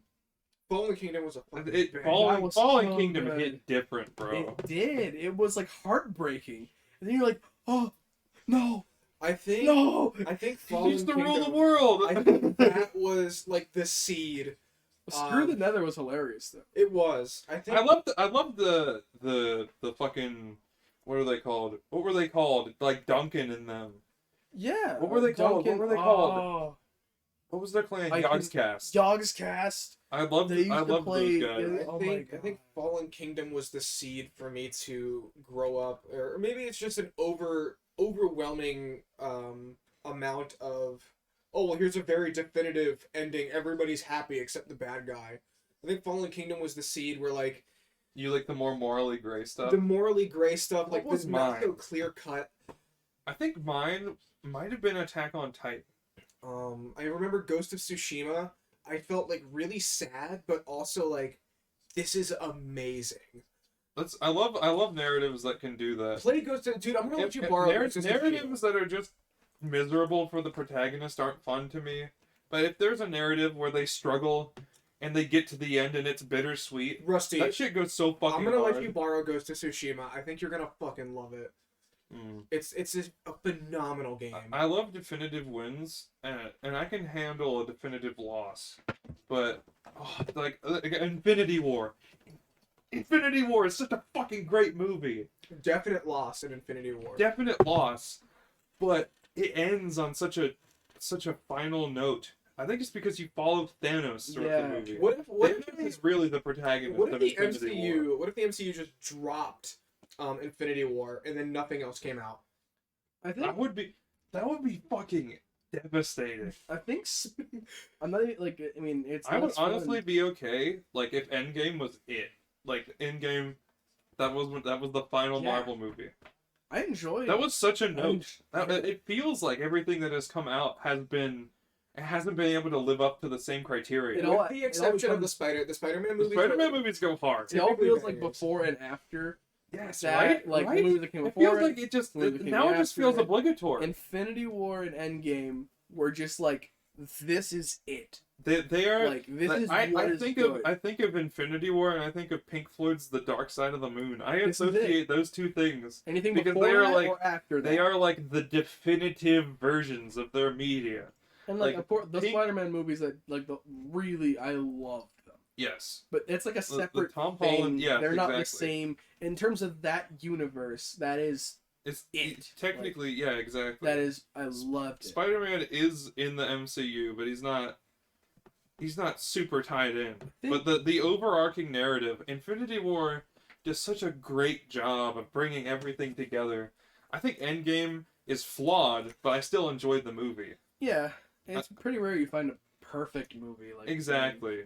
I think Infinity War was as close to a perfect movie as any of the Marvel movies have gotten. I think with the whole It does. There's such a sense of dread and drama whenever Yeah. Thanos shows up, and he just takes command. Oh, the writing in that movie is so solid. Well, they open up Infinity War with Thanos absolutely It decimating. cold opens. yeah. Yeah, it cold opens, no theme or anything, as Guardian distress call about Thanos attacking their ship, and then it- he kills Loki. Yeah, and then it opens. The ship is sacked hard. It's Thanos and the Black Order standing there, and it's Thor, and he's bound, and Loki's trying to weasel his way out of it, and Thanos kills him. Thanos beats Just Hulk in a cold. one-on-one without using the stones. Yes. God, the only thing is I want they to don't. rewatch Infinity War. They don't. Infinity War is fucking money. It The was only good. thing is they literally just wrote Hulk out of the movie because they didn't know what to do with him. Yeah. I like him hate- losing to Thanos. That's fine. I hate the direction they took with like they just decided that maybe Bruce could control it. Yeah, And, exactly. I know that was super. And then fucking I'm like, yes, dude, that was the biggest I like- falling part I like when of Endgame, in my opinion. And then he's like, Well, hey, look at the hey, five, Dab. 5 years of development yeah. off screen. This character changing moment. We're gonna say that it happened. We're not gonna tell you where, when, or how. I'm a basic bitch. The part of the Hulk I like is the fact that he goes angry and he destroys things. I really thought that That's Endgame was lovely. gonna have Hulk going world breaker. Yeah, That was my dream. That would be cool.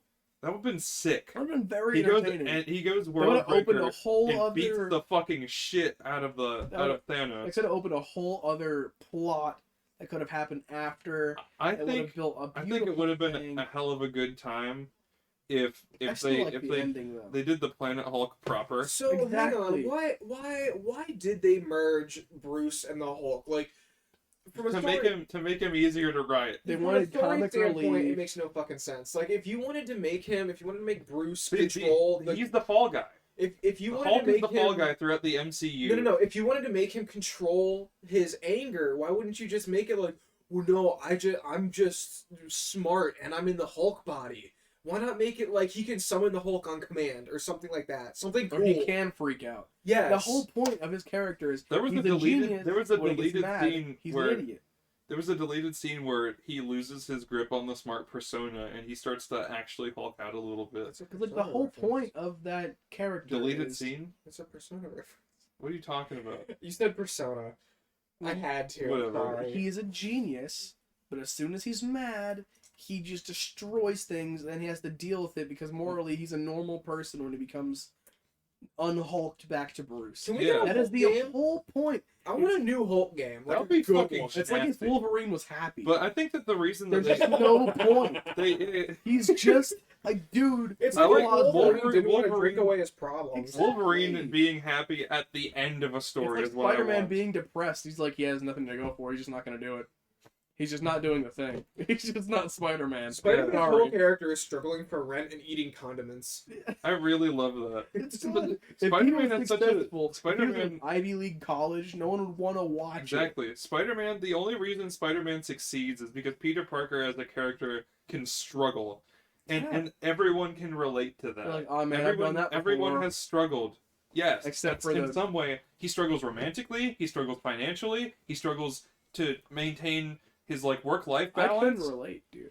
He's struggling to keep himself alive. Yes.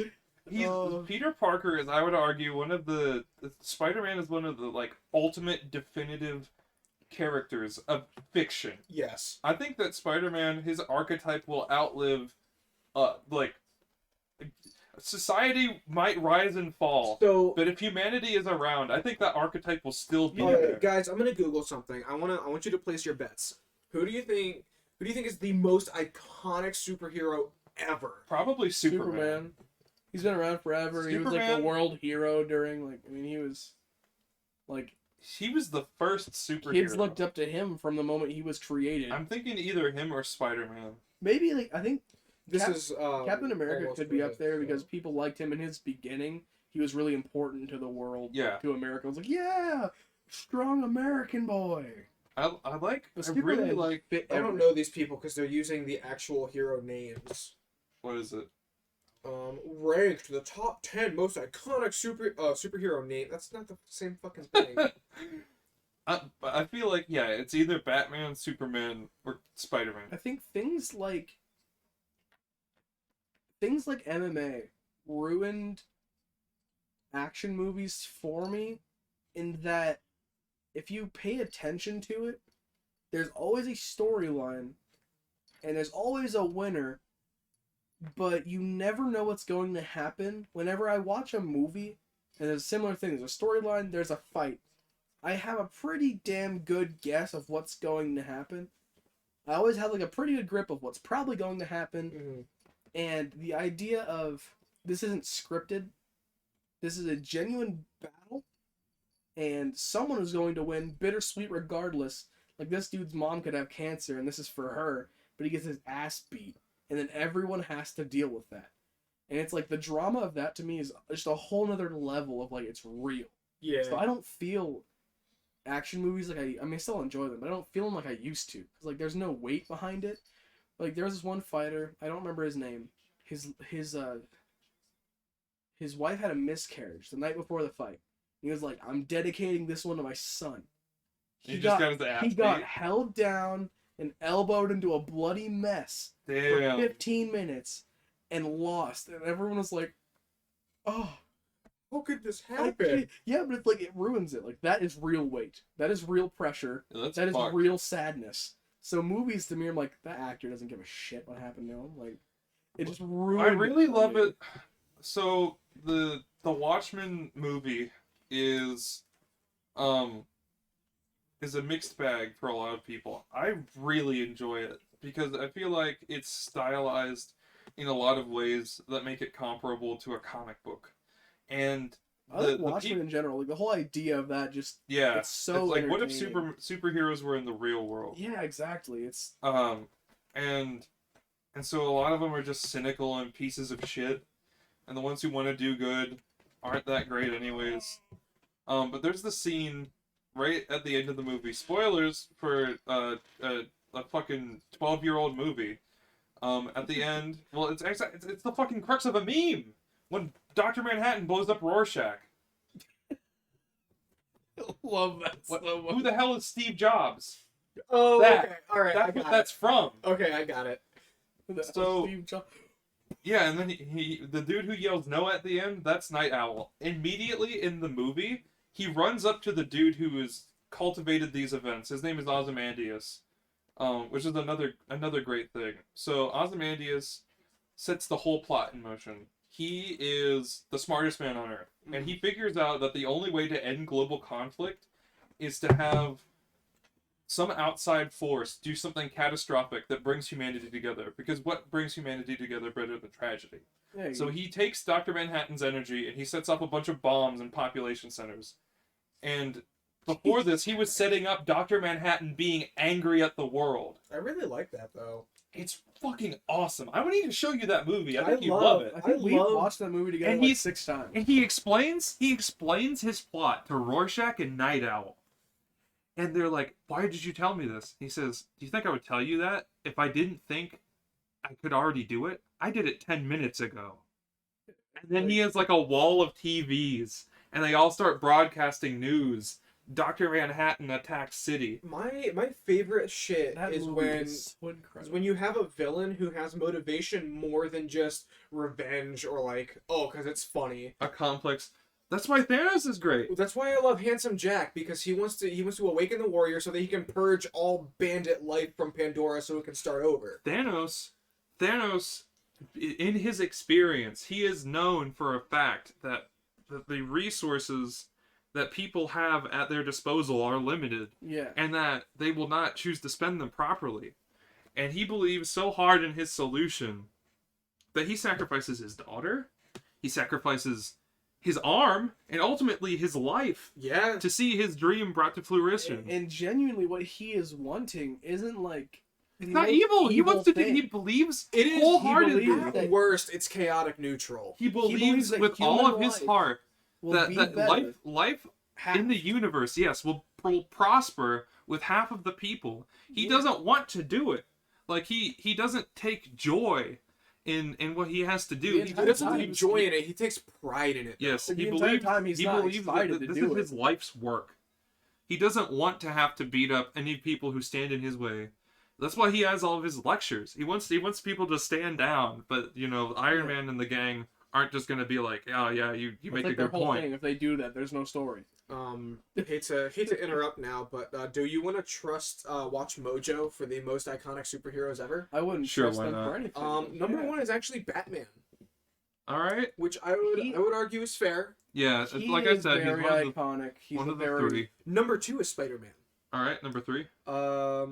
Number three is Superman. All right, yep. Do you That's want fair. Okay, who's number 4? So You I'm wanna- assuming Wolverine. Captain America, You're right. Wolverine, Green Fucking Lantern. do it. the It is whole- Wolverine. I don't understand.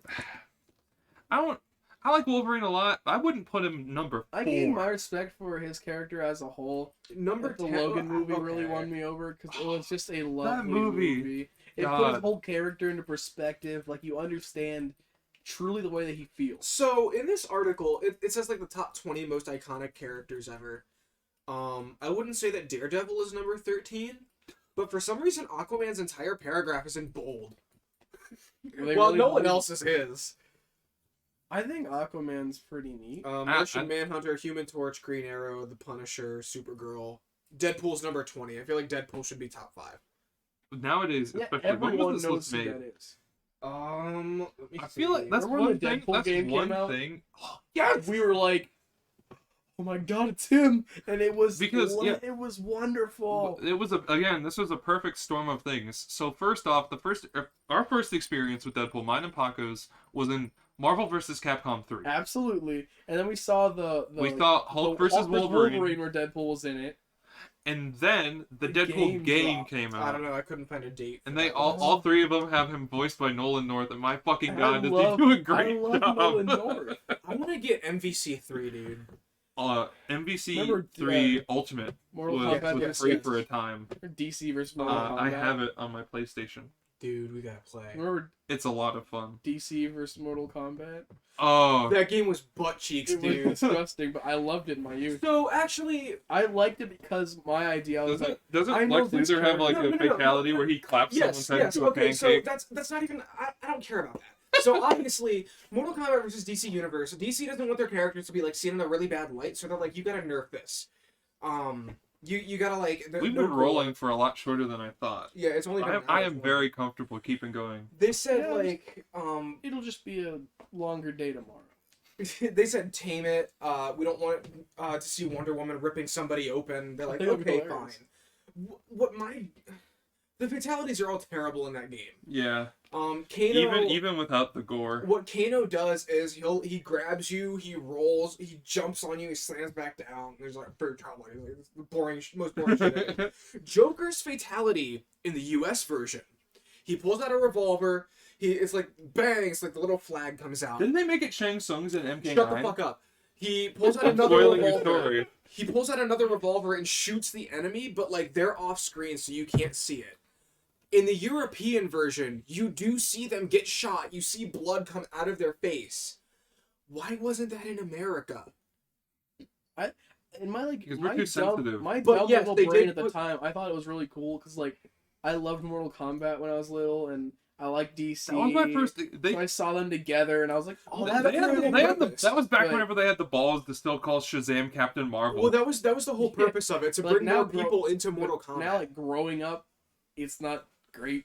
It's a cool idea. I think if they did it I different, think that's crazy if they that did, like, they still called him Captain Marvel. what was that? Balls deep into Marvel having the trademark on the name. yeah.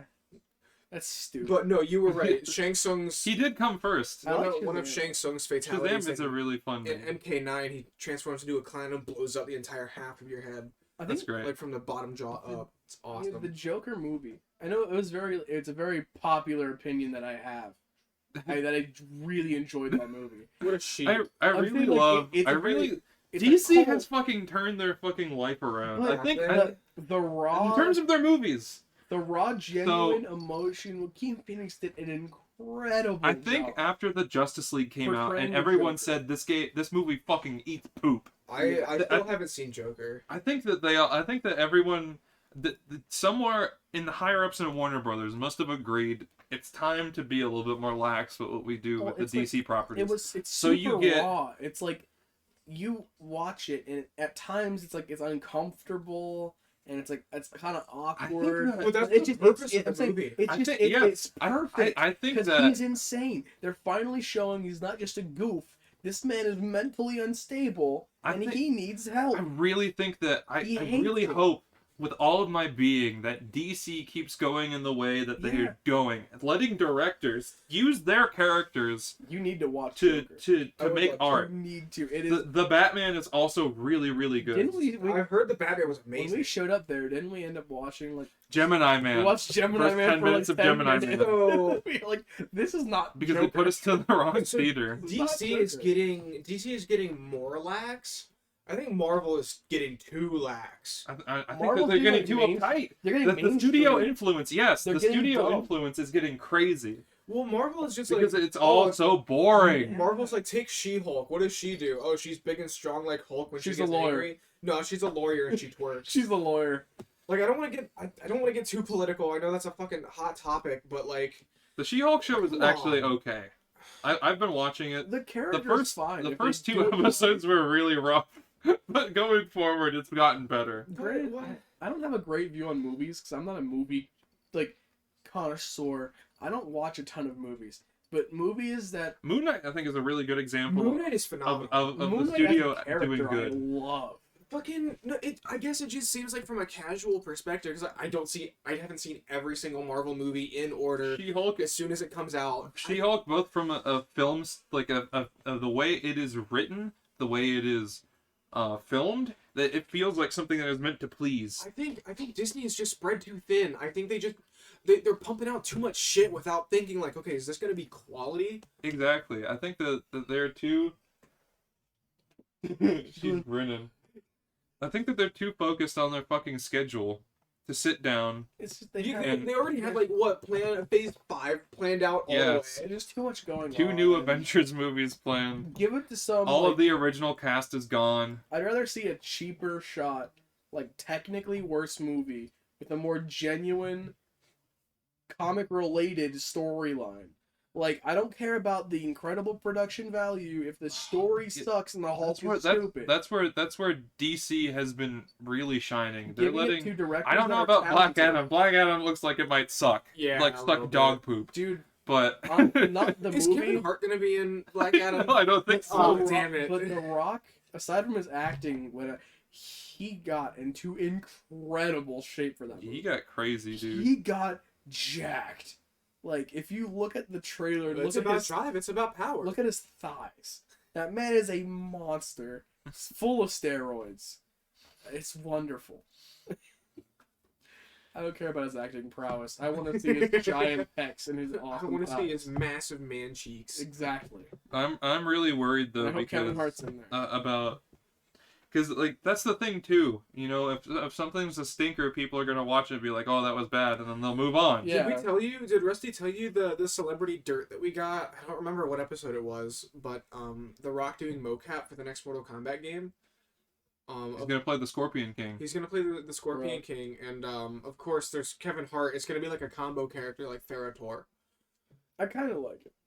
It's stupid. Don't get me wrong. It's stupid. Paco, have you heard any dirt on any celebrities recently? I do not stay up to date on any of that because I don't care.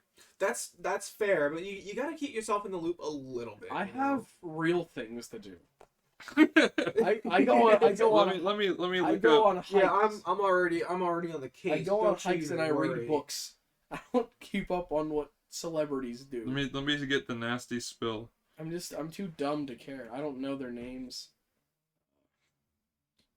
You see, Joaquin Phoenix got real fat for a role.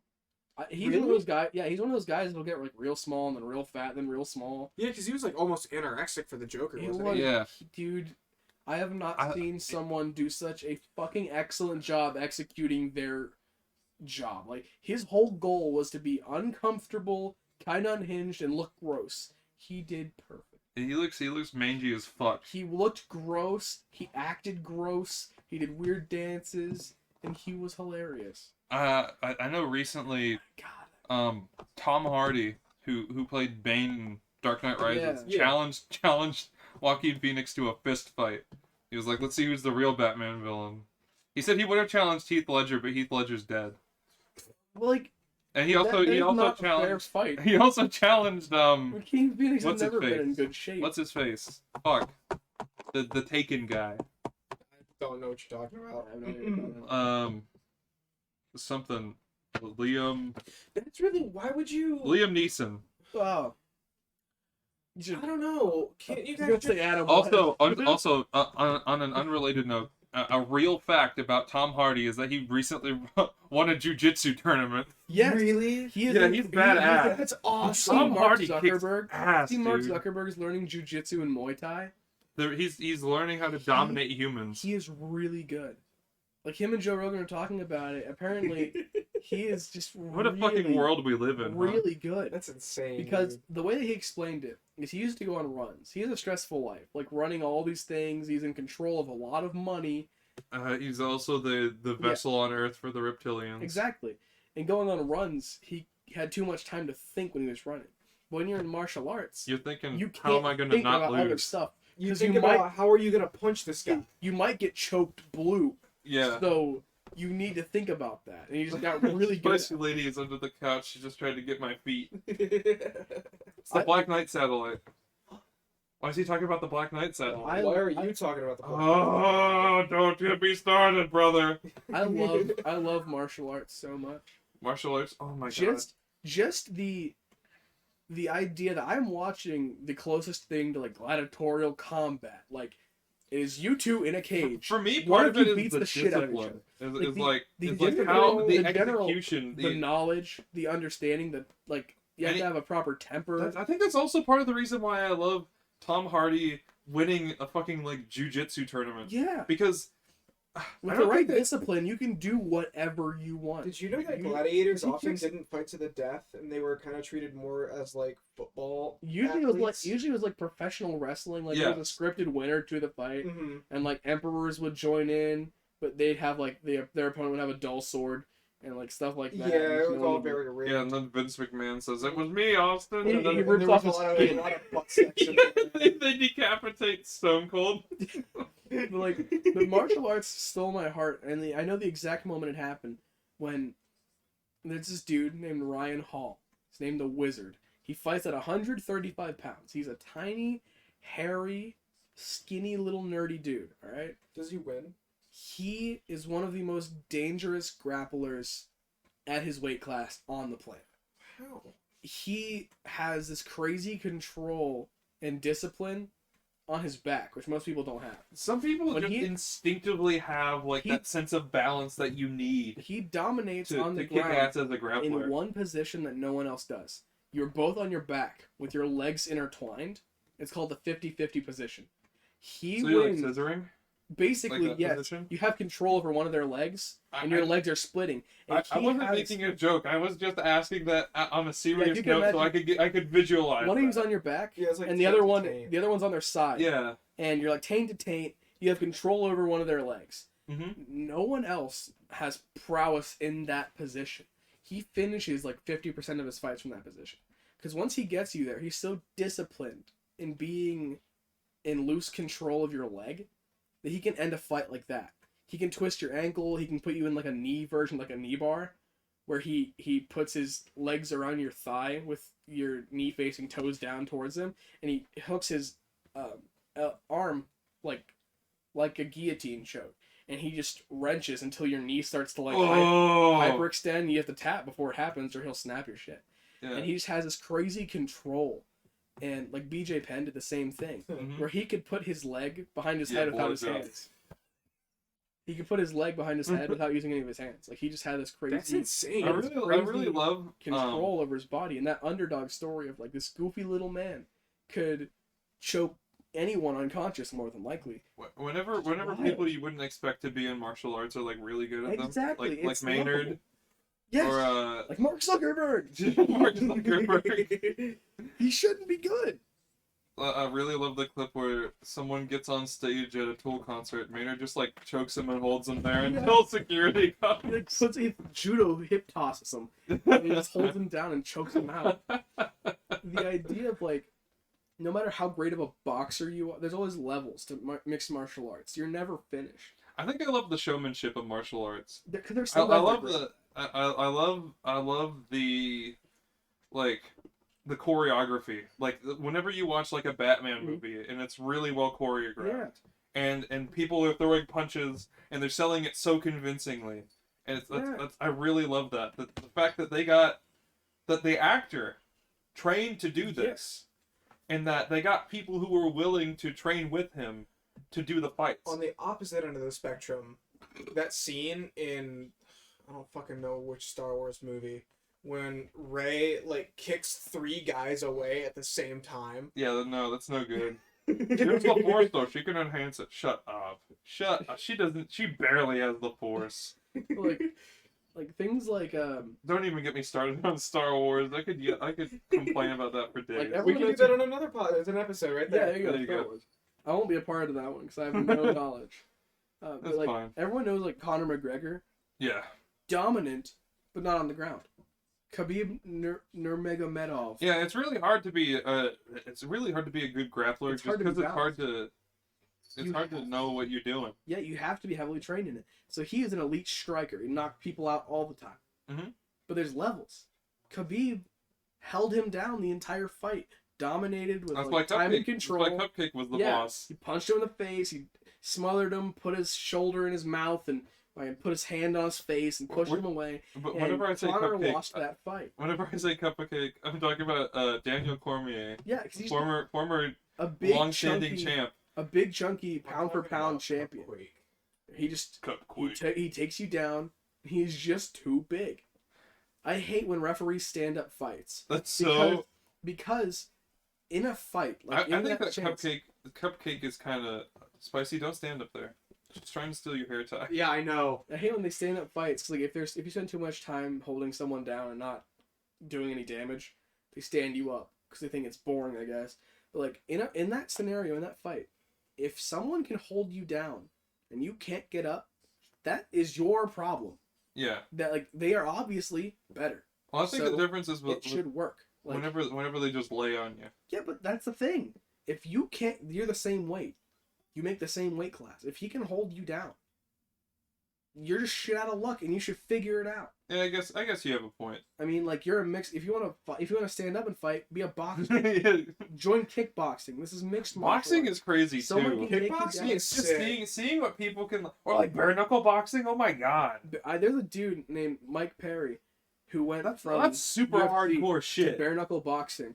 He got his lip split open. He got punched. He spit like a mist of blood out, and then he ducked a punch, hit the dude on the jaw, and knocked like 3 of his teeth out. Oh, And he's like he missed it, and then bam, and the dude was out. I And it was love the that most shit. badass That's so fucking cool. clip ever. My favorite fights are in UFC when there's just someone who's like really cocky, like he'll dodge a move and then like completely let his guard down. And he just knocked. Yeah, the other dude pulls like a roundhouse or something. I love impossible. seeing people who are technical experts. So like Yeah. they're like dodging and weaving. Lyoto Machida got a lot of heat because he was defensive. He was never throwing crazy shit, but he'd duck and weave. We love he'd a good dodge parry. and check everything, and like what he'd do is he'd wait for you to get frustrated because you couldn't do anything. Oh, and then you start He'd getting slip sloppy. up, Yes. and he'd knock your right ass out. there. Oh my Like there's god. one dude, That's so he got real fucking sloppy. awesome. He threw a head kick. But That's he didn't, so good. He didn't turn with it, so he's flat-footed.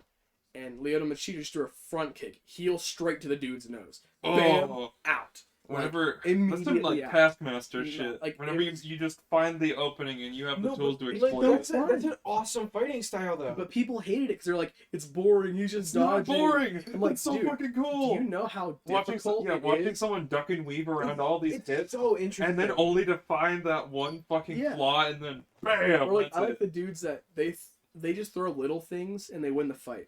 They don't like throw crazy haymakers. They tap, they piece you up. Mm. One leg kick, 2 jabs. And then you got jab people like straight, fucking Chuck Liddell who are duck. just like they just got the He fucking just meat hook. throws They do overhead. they do like Ganondorf neutral. Caveman. Yeah, they just Absolute caveman. caveman. They just throw overhand bonks. at The you the primal entire fury. fight. If Chuck Liddell, even years removed away from UFC experience, even if Speech today, impediment punch. yeah, he would punch me once and I would die. Rusty, have you ever played Def Jam?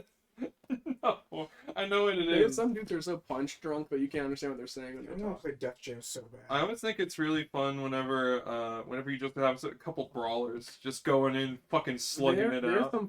There's some fights like that I really like. There's one dude, Israel Adesanya, Izzy. He's super showman, super cocky, doesn't lose very often. This dude that he lost to in amateur kickboxing 10 years ago, his only career loss, is coming into the UFC out of nowhere for a championship fight. His upcoming event, 0 UFC fights, coming in 10 pounds under his normal weight limit. He has to cut 20 to make weight.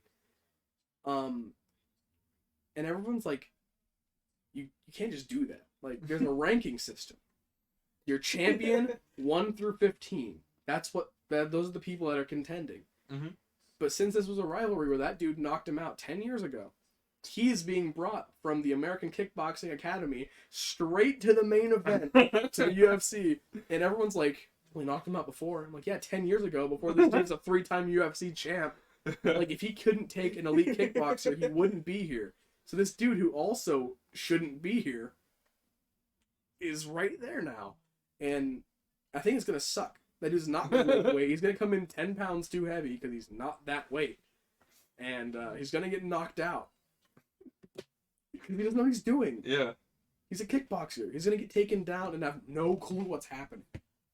But yeah, the closer I think you get to like how people would be fighting like in the primal days is like that's also like an interesting point. Yeah. And then on the other end, like the high end, extremely disciplined, knows exactly what they need to do. That is also interesting to me. Yeah, there's one fight I'm thinking of, but I cannot remember. Even though the technician beats the strong guy like almost every time.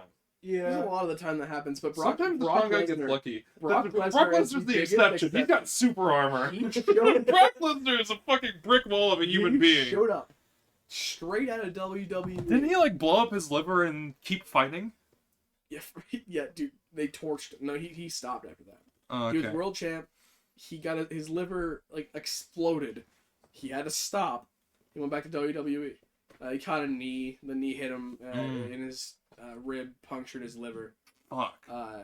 It was bad. Like you saw him. He was like laying on the floor, vomiting into his own nose. Like he was. Oh, dude. It was awful. I mean, like if you could imagine getting stabbed by your own bones, Instinctively, You collapse. even whenever you just catch a punch to the liver, your body is down. you shut down. You go. Yeah. Oh. Because that is something that is extremely vital and not very well protected. Yeah, those bottom three so ribs you are can not connected to your sternum. exactly. Like Van You can Damme, catch a get lucky hit. hit right there.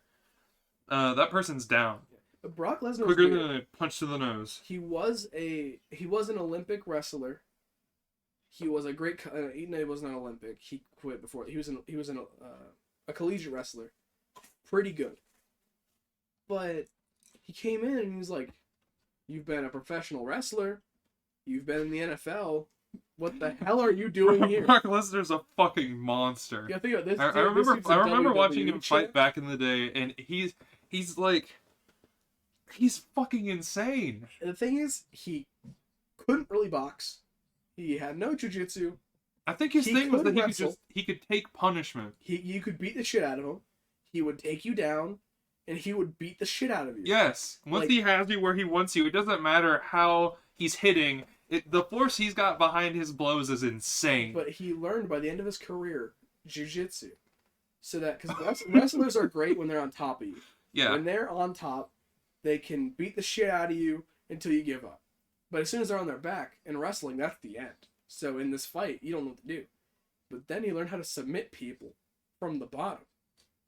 So his once championship- he's getting his hands on you, the Brock Lesnar has His biceps championship the size fight, of my fucking he got a head. Kimura walk in where he like got his arm under, Oh my and God. he just wrenched. Like he was pulling, he's pushing. He could you saw the definitely shoulder just blade. fucking kill someone by doing that. Dude, it was ridiculous. He just had lunch boxes for hands, and that was it. If you have a lunchbox for a hand, it doesn't matter if you're throwing a punch at 5 miles per hour. That shit's gonna hit you, bro. But like, because you have to think about this man's career. WWE, he's a world champ. UFC, he's a world champ. NFL, he got drafted. That's all that really counts. That's Yeah. really hard to get into. He was drafted in the NFL, became a WWE champ, then became a UFC champ. That is a ridiculous resume for a relatively untalented man. Yeah, He's strong. He's respectfully speaking, he just objectively, he could not. he doesn't couldn't cut it as an he NFL doesn't put player. his points into submission. He doesn't put his points into striking. He doesn't put his points into grappling. It's just beef. You could It's just fucking beef. basically his whole Let me thing tell was, you, you could just beat the shit out of him until he got you where he wanted you and pounded your face in. that's like- fucking insane. I like to, when you said he had super armor, I like to imagine somebody That's like literally what he had. somebody He just like had the like ability they do to the just take it. like they do the thing, they throw him against the ropes and then he runs up and they clothesline him, but like when they go to clothesline him, their arm breaks backwards. Like, It's literally some shit that he would the pull. nightmare of being like UFC. You're up against the cage, and this giant man is leaning on you. How And tall? then all of a sudden, If just, Brock Lesnar got leaner all of a sudden, for his UFC, just an but upper, he's still fucking huge. just like if because UFC is a weird thing where people are just allowed to have you against the wall, and lean on you as long as they want, as long as they're inflicting damage. He's 6'3", So he's just which is leaning on you. still huge for an MMA fighter. You can't breathe Most of these 'cause MMA he's collapsing fighters you. are like relatively small, so they can be efficient with their striking and stuff. Yeah. Heavyweights are fun. This dude's 6'3". Heavyweight fights are fun. Francis Ngannou he just throws giant punches and that is it. He can't wrestle. He can't. So he has no jujitsu. He has no judo. 265 pounds. He has abs. What about like This man. I like to imagine Brock Lesnar in a UFC fight and his opponent's just it's like Ryan at the end of This is Metal what he Gear looked like Revengeance. on the UFC. He's still pretty big. This is what he looked like. Imagine being across from that thing and you're like, oh. So can I forfeit? Look I at think this. one guy did. This man is so fucking huge. And then, like, Is that a Jimmy John sponsorship? He's Yeah, always sponsored by Jimmy John. Yo, let's go. He always eats Jimmy John. for sure, 100%. But, Bitch fucked up my you know what's sandwich. You know what's Are weird? can you imagine being that waitress if Brock Lesnar is the person you're fucking up the sandwich dude. for? When he came back from UFC and went back to WWE, he had adopted the MMA gimmick where they gave him like MMA gloves and like Didn't they give him to like the Undertaker too? yeah. Undertaker had MMA gloves. It's funny he's not a mixed martial artist. No, He could box. not at all. Undertaker gives me like just seeing like portraits of him on like action figures in GameStop. It gives me almost Tommy Wiseau vibes. No, His no. hair. Let me tell you. Not in terms of behavior, but like his hair looks really greasy and nasty. Like, a little bit outwardly. Like he doesn't carry himself very well. Yeah, the idea is that he's supposed to be like unkempt, but Undertaker in the ring was a fucking force of nature. It was bro. he was fun because he was like He would show up and he would wipe the floor with people. yeah. It was there insane. was that weird era of SmackDown where Where he was like a Where- drunk dad. he was just normal. Like that happened too. But right right after the American Badass gimmick, Oh, that was the worst. he went from like main event star to American Badass, which was stupid, to Undertaker again. But in 2010, Undertaker up till like 2013, he wasn't a main event star. He was just another superstar. I want to take a moment to And- talk about the American Badass persona once you're done. And he like it was weird. Like he lost like Jack Swagger, like just guys that weren't great.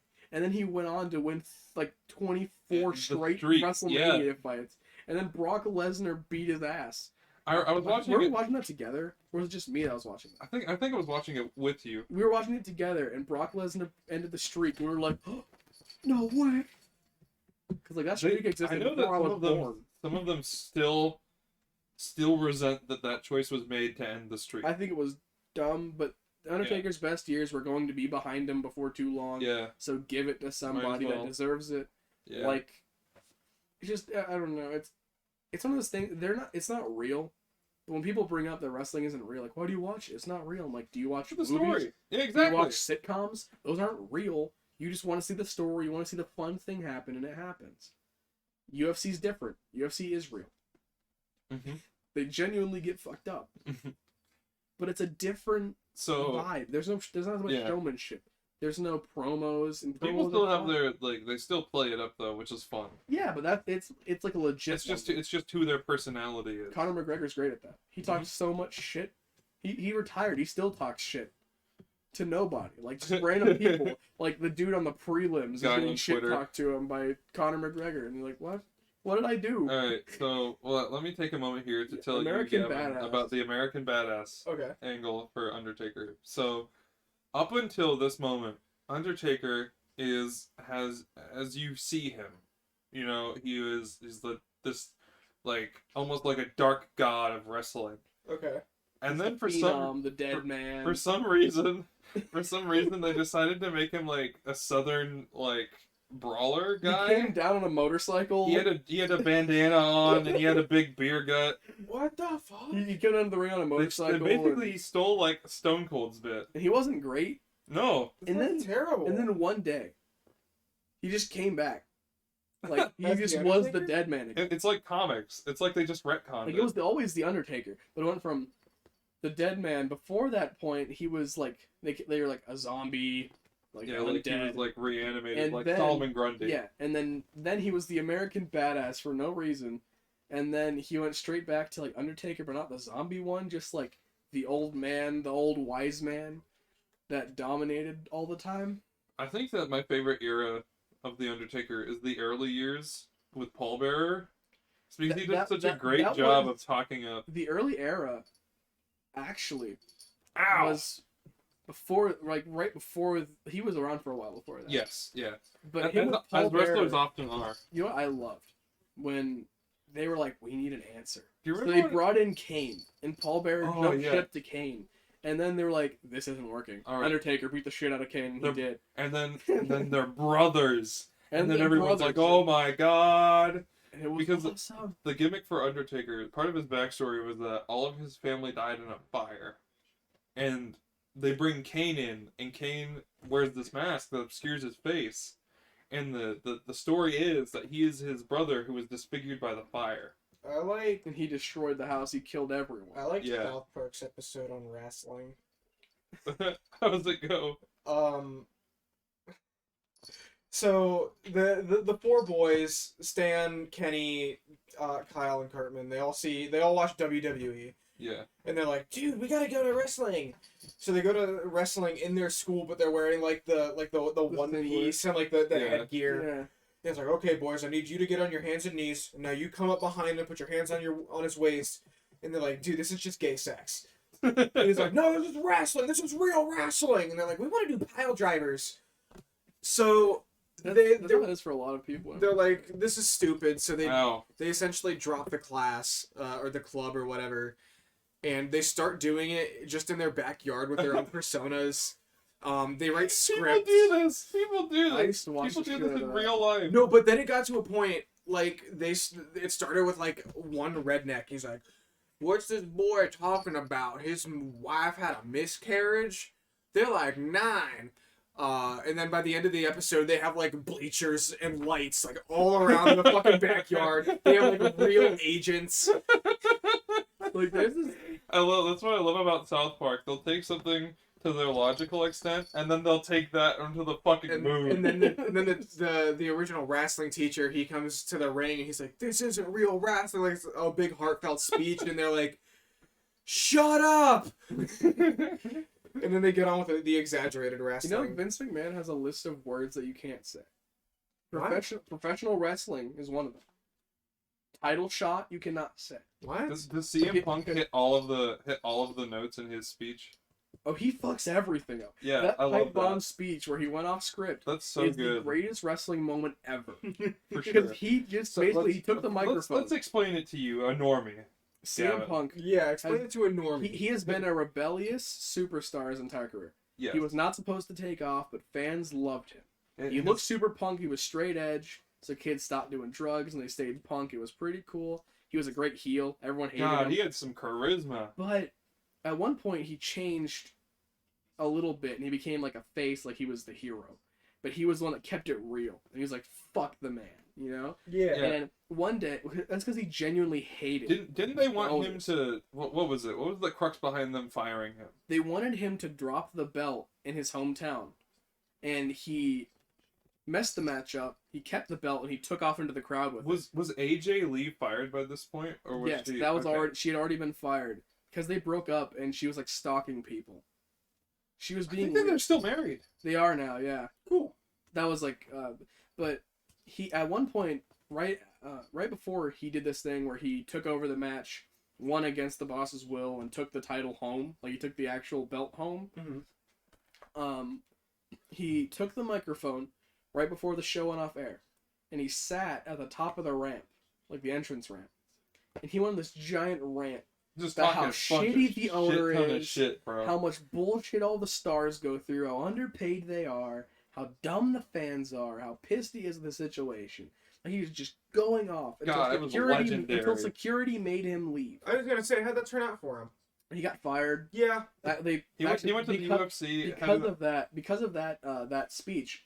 They were going to make him lose his belt in his hometown, like in the hometown show, and he didn't do it. He pinned the guy out of nowhere and left the arena with the belt and got sued, and they came to his house and took it back. He got fired.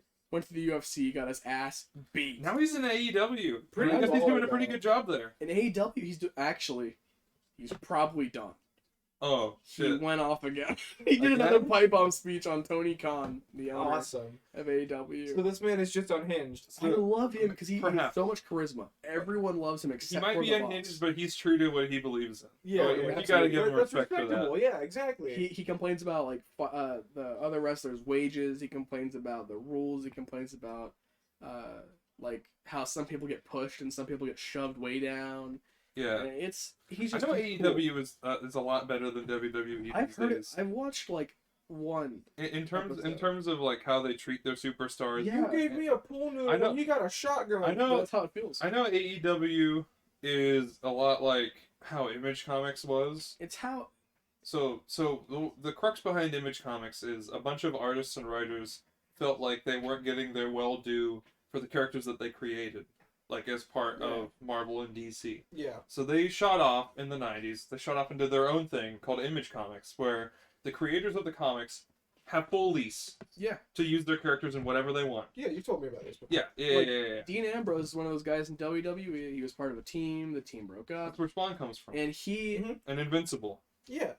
Those are the Image boiling Comics. point. Both very good. He's supposed to have it was like a street fight with Brock Lesnar, and he had this idea, like all these spots, like we're gonna get busted open here, we're gonna go through this table, we're gonna go off this ladder, and Vince McMahon was like, no, and he's like, but it's gonna be great, and Vince, no, and they went into the match, and it sucked. Everyone hated it. Ratings were down. They fired him for being right.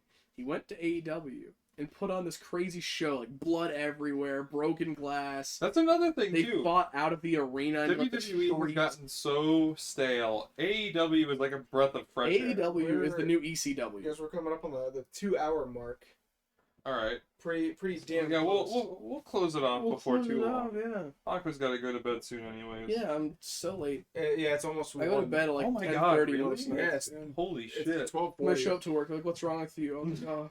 I was talking I was about talking about wrestling. It's The been a funny lot of part fun, is, dude. The funny part is I don't watch wrestling. Yeah, Like, not right anymore. Now, I do not watch wrestling. That's really weird to me, though.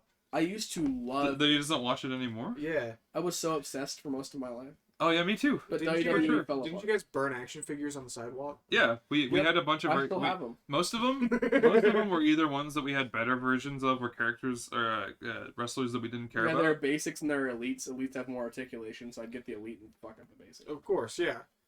Or And if I we didn't we like- melted some of Randy Orton to the sidewalk. Yeah, he's still under the steps out there. Under the wooden steps that my dad put up there. It's still part of him. It's That's still there, awesome. attached to the sidewalk. But yeah, Oh, I wish I never lost all those figures. I mean, I had like 3 like crates full. they're really good. They're really good But now they're all quality ones. gone, except for I have a collection of them up there that I still have. I still have one of Finn Balor's tassels just because we used it as like symbiotes. Oh yeah, I still have that Finn Balor up there. Oh, that's great. That's cool. I bought a couple like legacy, like ones that I never got from my collection when I was younger. That's that I another have thing now. too. Since like now we've had money, I can be like, I got oh, I always wanted this character. So I'm getting. I can get a figure of I him. got a Brock Lesnar. I got an Eddie Guerrero. I got a Rob Van Dam and a Jeff Hardy. Those are the ones I never. I'm ended up gonna do a quick little aside real quick about Eddie Guerrero. So I have one of the characters I made. I wanted him to be Hispanic. I wanted him to have fire powers. Yeah. So I was like, what do I want his real name to be? Yeah. I called him Dante Guerrero. Dante Guerrero. Latino. Latino Heat. Latino Heat. Latino Heat. Yeah, that's my aside. I just a little wrestling tribute. That man's up there with like Edge and Bret Yeah, Hart. he was one of the best. And CM Punk. He just took it. He took it. And he died. It was really sad. Tragic. Like Chris Benoit. That one wasn't as tragic. Do you know the story of Chris Benoit? Steroids. He a bunch of roid rage and CTE. He strangled his wife. He smothered his son, and he hung himself with a weight cable. Oh my god! Yeah, he's a wrestler. I and don't they want had- to end the podcast on that. You It was fuck. awesome. It was I incredible. bet you eat boogers. It went right with his character. He was considered unhinged, and then he murdered his family and killed And then he himself. was and everyone's like, actually unhinged. yeah, That's and Vince, terrible. yeah, you know, Vince The McMahon end. faked his death for views before that, and then he had to come out and be like, "I'm not dead. because he actually is at Yeah. the comeback. And it was like wild. Everyone's like, you can't just do that. You can't just undie. I really loved in the late 90s, WWE had what's called the Attitude Era. Yeah. The Which is- Attitude Era. Oh my It's because God. they stopped being like Because formal. they stopped caring. And that's when like Stone Cold That's- Steve Austin and like the Undertaker young throws Rock. Mick Foley through a steel cage and he sneezes out his teeth. Yeah. Like they actually get really fucked up in that yeah, one. he got That's he got awesome. thrown off the top of like a 20-foot cage through a table. Yeah, and then Like, there's a part where they throw like thumbtacks out on the ground, and he slams Mick Foley onto the thumbtacks. that Mankind And they versus are Undertaker in Hell in him. a Cell. They was are one of the in greatest matches of him. all time. And Like- he goes onto the cage and he throws him through the announcer's table Remember and that shit. one video where Jeff Hardy's hanging from like it's like the triple threat tag team Yeah. where and Jeff Hardy's hanging from the belt like way above the ring and then Edge jumps off a ladder and spears him off. Oh of my it. god, Have you that seen shit that? was fucking They awesome. fall like 25 feet.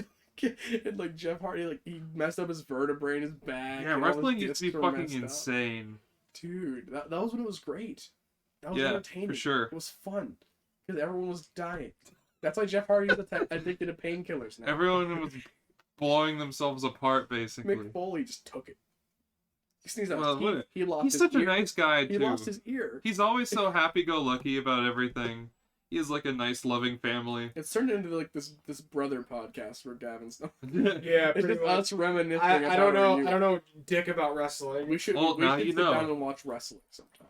Sure, for sure. We'll just get the We'll network. set some We'll time- get Peacock, and we'll show him because that's what WWE Network is now. Oh, We'll really? show him You every got episode assimilated? of wrestling ever. Every episode ever. Of all wrestling, WWE, WCW, WCWCF. I That's the original. get it if you WWF. could find a list of like the momentous episodes. I don't want to see like We can every match. absolutely. brainstorm If together a series of really important moments. Just give you some context The Undertaker's before them, first and then one, just show you the clips. Yeah, 'Cause I- most of them are definitely online. Because Yeah, I'd love Hulk that. Hogan versus Macho Man Randy Savage. Oh yeah, We need the that's a Undertaker's groundbreaker. first match against Giant Gonzalez. We'd need The like numbers Hulk don't Hogan. lie. Scott Steiner. Yeah, TNA. We're not talking about TNA. TNA doesn't exist. This as far as I'm podcast is for concerned. you. TNA was TNA is the- WWE's bastard brother that Yeah, no one watched. TNA was the shitty precursor of That's where Ric AEW. Flair went at 90 years old. That's where Jeff Hardy went to die. So many people like you have all you need to succeed. You have Samoa Joe, you got Kurt Angle, you got a shit ton of other really good superstars, You're like, and let's you're bring just in- like let's How make about a it shit. 70-year-old Hulk Hogan? Let's make him champion. You're like, you mean not all You're, these young you're talent? starting to lose me. You're starting to lose me, man. How about we bring in Macho Man for his last year of life? they're the only wrestling company where their world champion fucking died before he lost it. That is ridiculous. You see Ric Flair just had his last match? Oh really? Yeah. He's bleeding everywhere. He couldn't He's stand old as up. fuck. He's like almost 90 years old. He's still wrestling. Kind of. He had one last match. Ric Flair where he was got- old whenever he got started. If you look at his hairline, it's already thinning in his like back in whenever in his He heyday. stole that whole character. Really? There was a dude before him that had that same thing. Then his name was Shit. Nature Boy, and then Ric Flair just took it and ran. That's crazy, dog. Yeah, it's I wild. think the charisma is Same thing with the Hulk part. Hogan. Hulk Hogan wasn't the first Hulk Are you Hogan. playing Sonic? No. It's gonna be the longest podcast you guys are. I think this is approaching the longest that we've done. The Let's longest start we talking did. about What was the penis. longest we did? I know Material jellies. I know we That broke was 2.5 hours, I think. Yeah, we broke Because 2 we hours started before. talking about pseudoscience and shit, and let me tell you, we were talking about horoscopes and shit. We were having a great time. Yeah, you read my horoscope, and I'm like, oh shit, I don't know. Who is I- that? You were like, no, it's Aquarius. Can you read my horoscope? Right now? Yes. All right. I'm a Leo. Born August 2nd. Well, actually, what I was fuck. doing is I would read a horoscope and I would tell him to think of which sign it would be. Well, I don't know anything about the sign. Exactly. I know I'm a Exactly. Leo. Because it's Supposedly bullshit. Supposedly, I'm super conceited and I care a lot about my looks. That is obviously already a lie. It's just basic. I haven't shaved in like a year. Like, shit. All right, let's I see. haven't cut my hair This in is- even longer. This is your horoscope.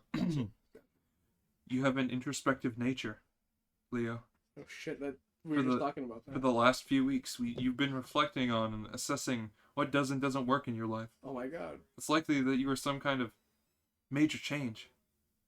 Oh my Either your relationship is in a rut, or you need a complete career overhaul. Shit. I think there was a couple jumps there. There were jumps. I was like, yeah, I'm introspective, and yeah, I've been finding myself. You're losing me. Okay, my relationship's fine. I don't want to get a new job. Follow your instincts as you plan to develop and grow from here. You are your own best guide. I'm gonna have to Figure tell it Lex out, to get Paco. Over, man. Tough titties. Just out of nowhere. I'm getting a You great are day your today. own best guide is like That's such bullshit. I am my own guide. It's like I don't want No, to do whatever you think is best, champ. Do what you want to do, man. Pats you on back, leaves to get milk. I open my fortune cookie. Do whatever you want. Okay, cool. I got a fortune cookie today that Me said too. a smile is the best medicine, and I was like, what the fuck? I hate fortune cookies. What the shit? They're Mine not just told me to fortunes. come back soon. A lot of them are just straight lies. Mine I said think come it's really back funny. soon. I ate my fortune though. That's how you make it come true. Yeah. That's my philosophy. Remember one time I ate one and I vomited everything I had eaten. Oh, dude. God damn. Well, that's That tiny slip of paper made you like vomit? no, like each piece of paper got like stuck to my tonsils, and I was like, Oh, yeah, okay. because you just gag on it. I don't have like a gag reflex, but I couldn't get it off of my throat. gag instinct. So I just like I just vomited. Does that say money boy? Game Boy. That does not say game. That says game dog. Say homeboy? Dude, That's weird. we gotta make a homeboy console. What's your favorite like dumb slang from like the 2000s? Like your favorite just dumb things to say. Like I always say homie. I say homie a lot. Homie's I say good. homie. Like sup homie. One that I wanted to use was fat, but like PH fat. Oh yeah, Oh, I damn, like bro, that. she- I like nasty or gnarly. Nasty So those are a is little good. bit older. Fucking gnarly dome, bro. I guess a gnarly dome. I'm trying to think of my favorite slang now. For a while, we would say lit, ironically, and then it became legit. I always love that. That's the cycle. Whenever we use slang. That's now what homie I've got was. you hooked on saying cash and money. Yeah. I really like That's money. money. Shit out of me. Yeah, That's fucking money. yeah, I really like money. In multiple senses of the word. Money.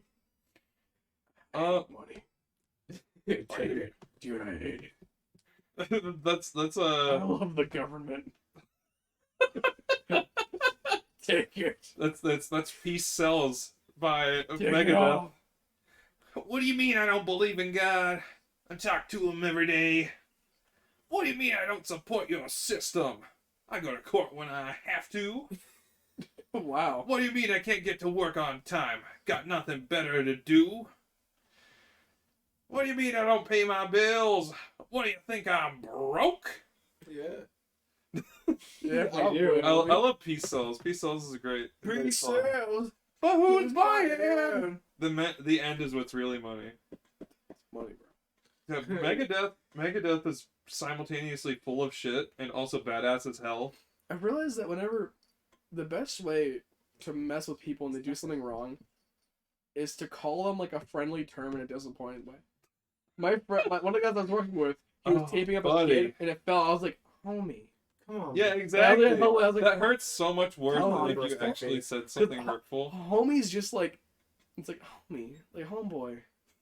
What are you doing? My brother in Christ. You Homie. motherfucker. Yeah, no, being it's like a disappointed parent. Exactly. It just putts. Well, the thing is, if we destroy like something we're selling, like if I knock over a water heater and it dents it, that comes out of my paycheck. That's like $200. So you gotta give me a head now. So like, I Sorry, them's the Well, rules. he dropped a boiler that was like $1,000. I was like, homie. He was like, I hope it's not broken. I'm like, oh, that thing's fucked, dude. I'm sorry, man. You're not feeding your kid. You're eating toast this week. Dude, he has a daughter. I'm like, dude, you're not feeding that fucking kid. You're getting That thing- spit roasted by the boss today. That thing's eating like jelly out of a jar. That's all it has. No. Your diet for the next week is a jar of Jif. You diet for the next That's week. what It's Trey- dry that's just what my- ramen. That's what my cousin eats. Just Jif. eating blocks of That's what ramen. Trey eats. He just eats Oh. peanut butter. Trey is a being. I love Shrek. Have I I, miss that have dude I so told you? much. I know I told Rusty. Have I told you what my grandfather does? All right, we gotta end it soon. Oh, you know. Yeah. We're going for 3 hours. Groundbreaking. yeah. Joe Rogan experience level. Yeah, What my grandfather would do is he would eat peanut butter straight out of the jar, as most people do. But he would like hollow it out. So like he would leave a thick layer around the walls On the of the edges jar, of the- so that it That looks makes like me it's it full. makes me think of the bit with Jay Schlatt. I don't give a shit about Jay Schlatt, but I know the bit where it's like there's like a perfectly circular hole in his peanut butter. I'm like, what are you doing with it, Schlatt? So I don't know a whole lot about Schlatt. I have bad memories. He gets with into him. some trouble. I have bad memories about Schlatt. I'll get Is into he that. diddle kids? More He gets off in the- a lot of N-word trouble. Oh, that's not as bad. I'll get into That's it pretty off bad, the but not as podcast. But one of the videos I saw, he got like a brass monkey or something Brass monkey. as like That monkey. the legs to like a table. So like he got like a small statue of a monkey with like a glass pane to go on top of it as Yeah. a table. And like this monkey just has like a big nut sack. And that's the whole reason he got It's it. certified Ass just classic. It's like a That multiple fucking monkey. it's like a several $1,000 structure.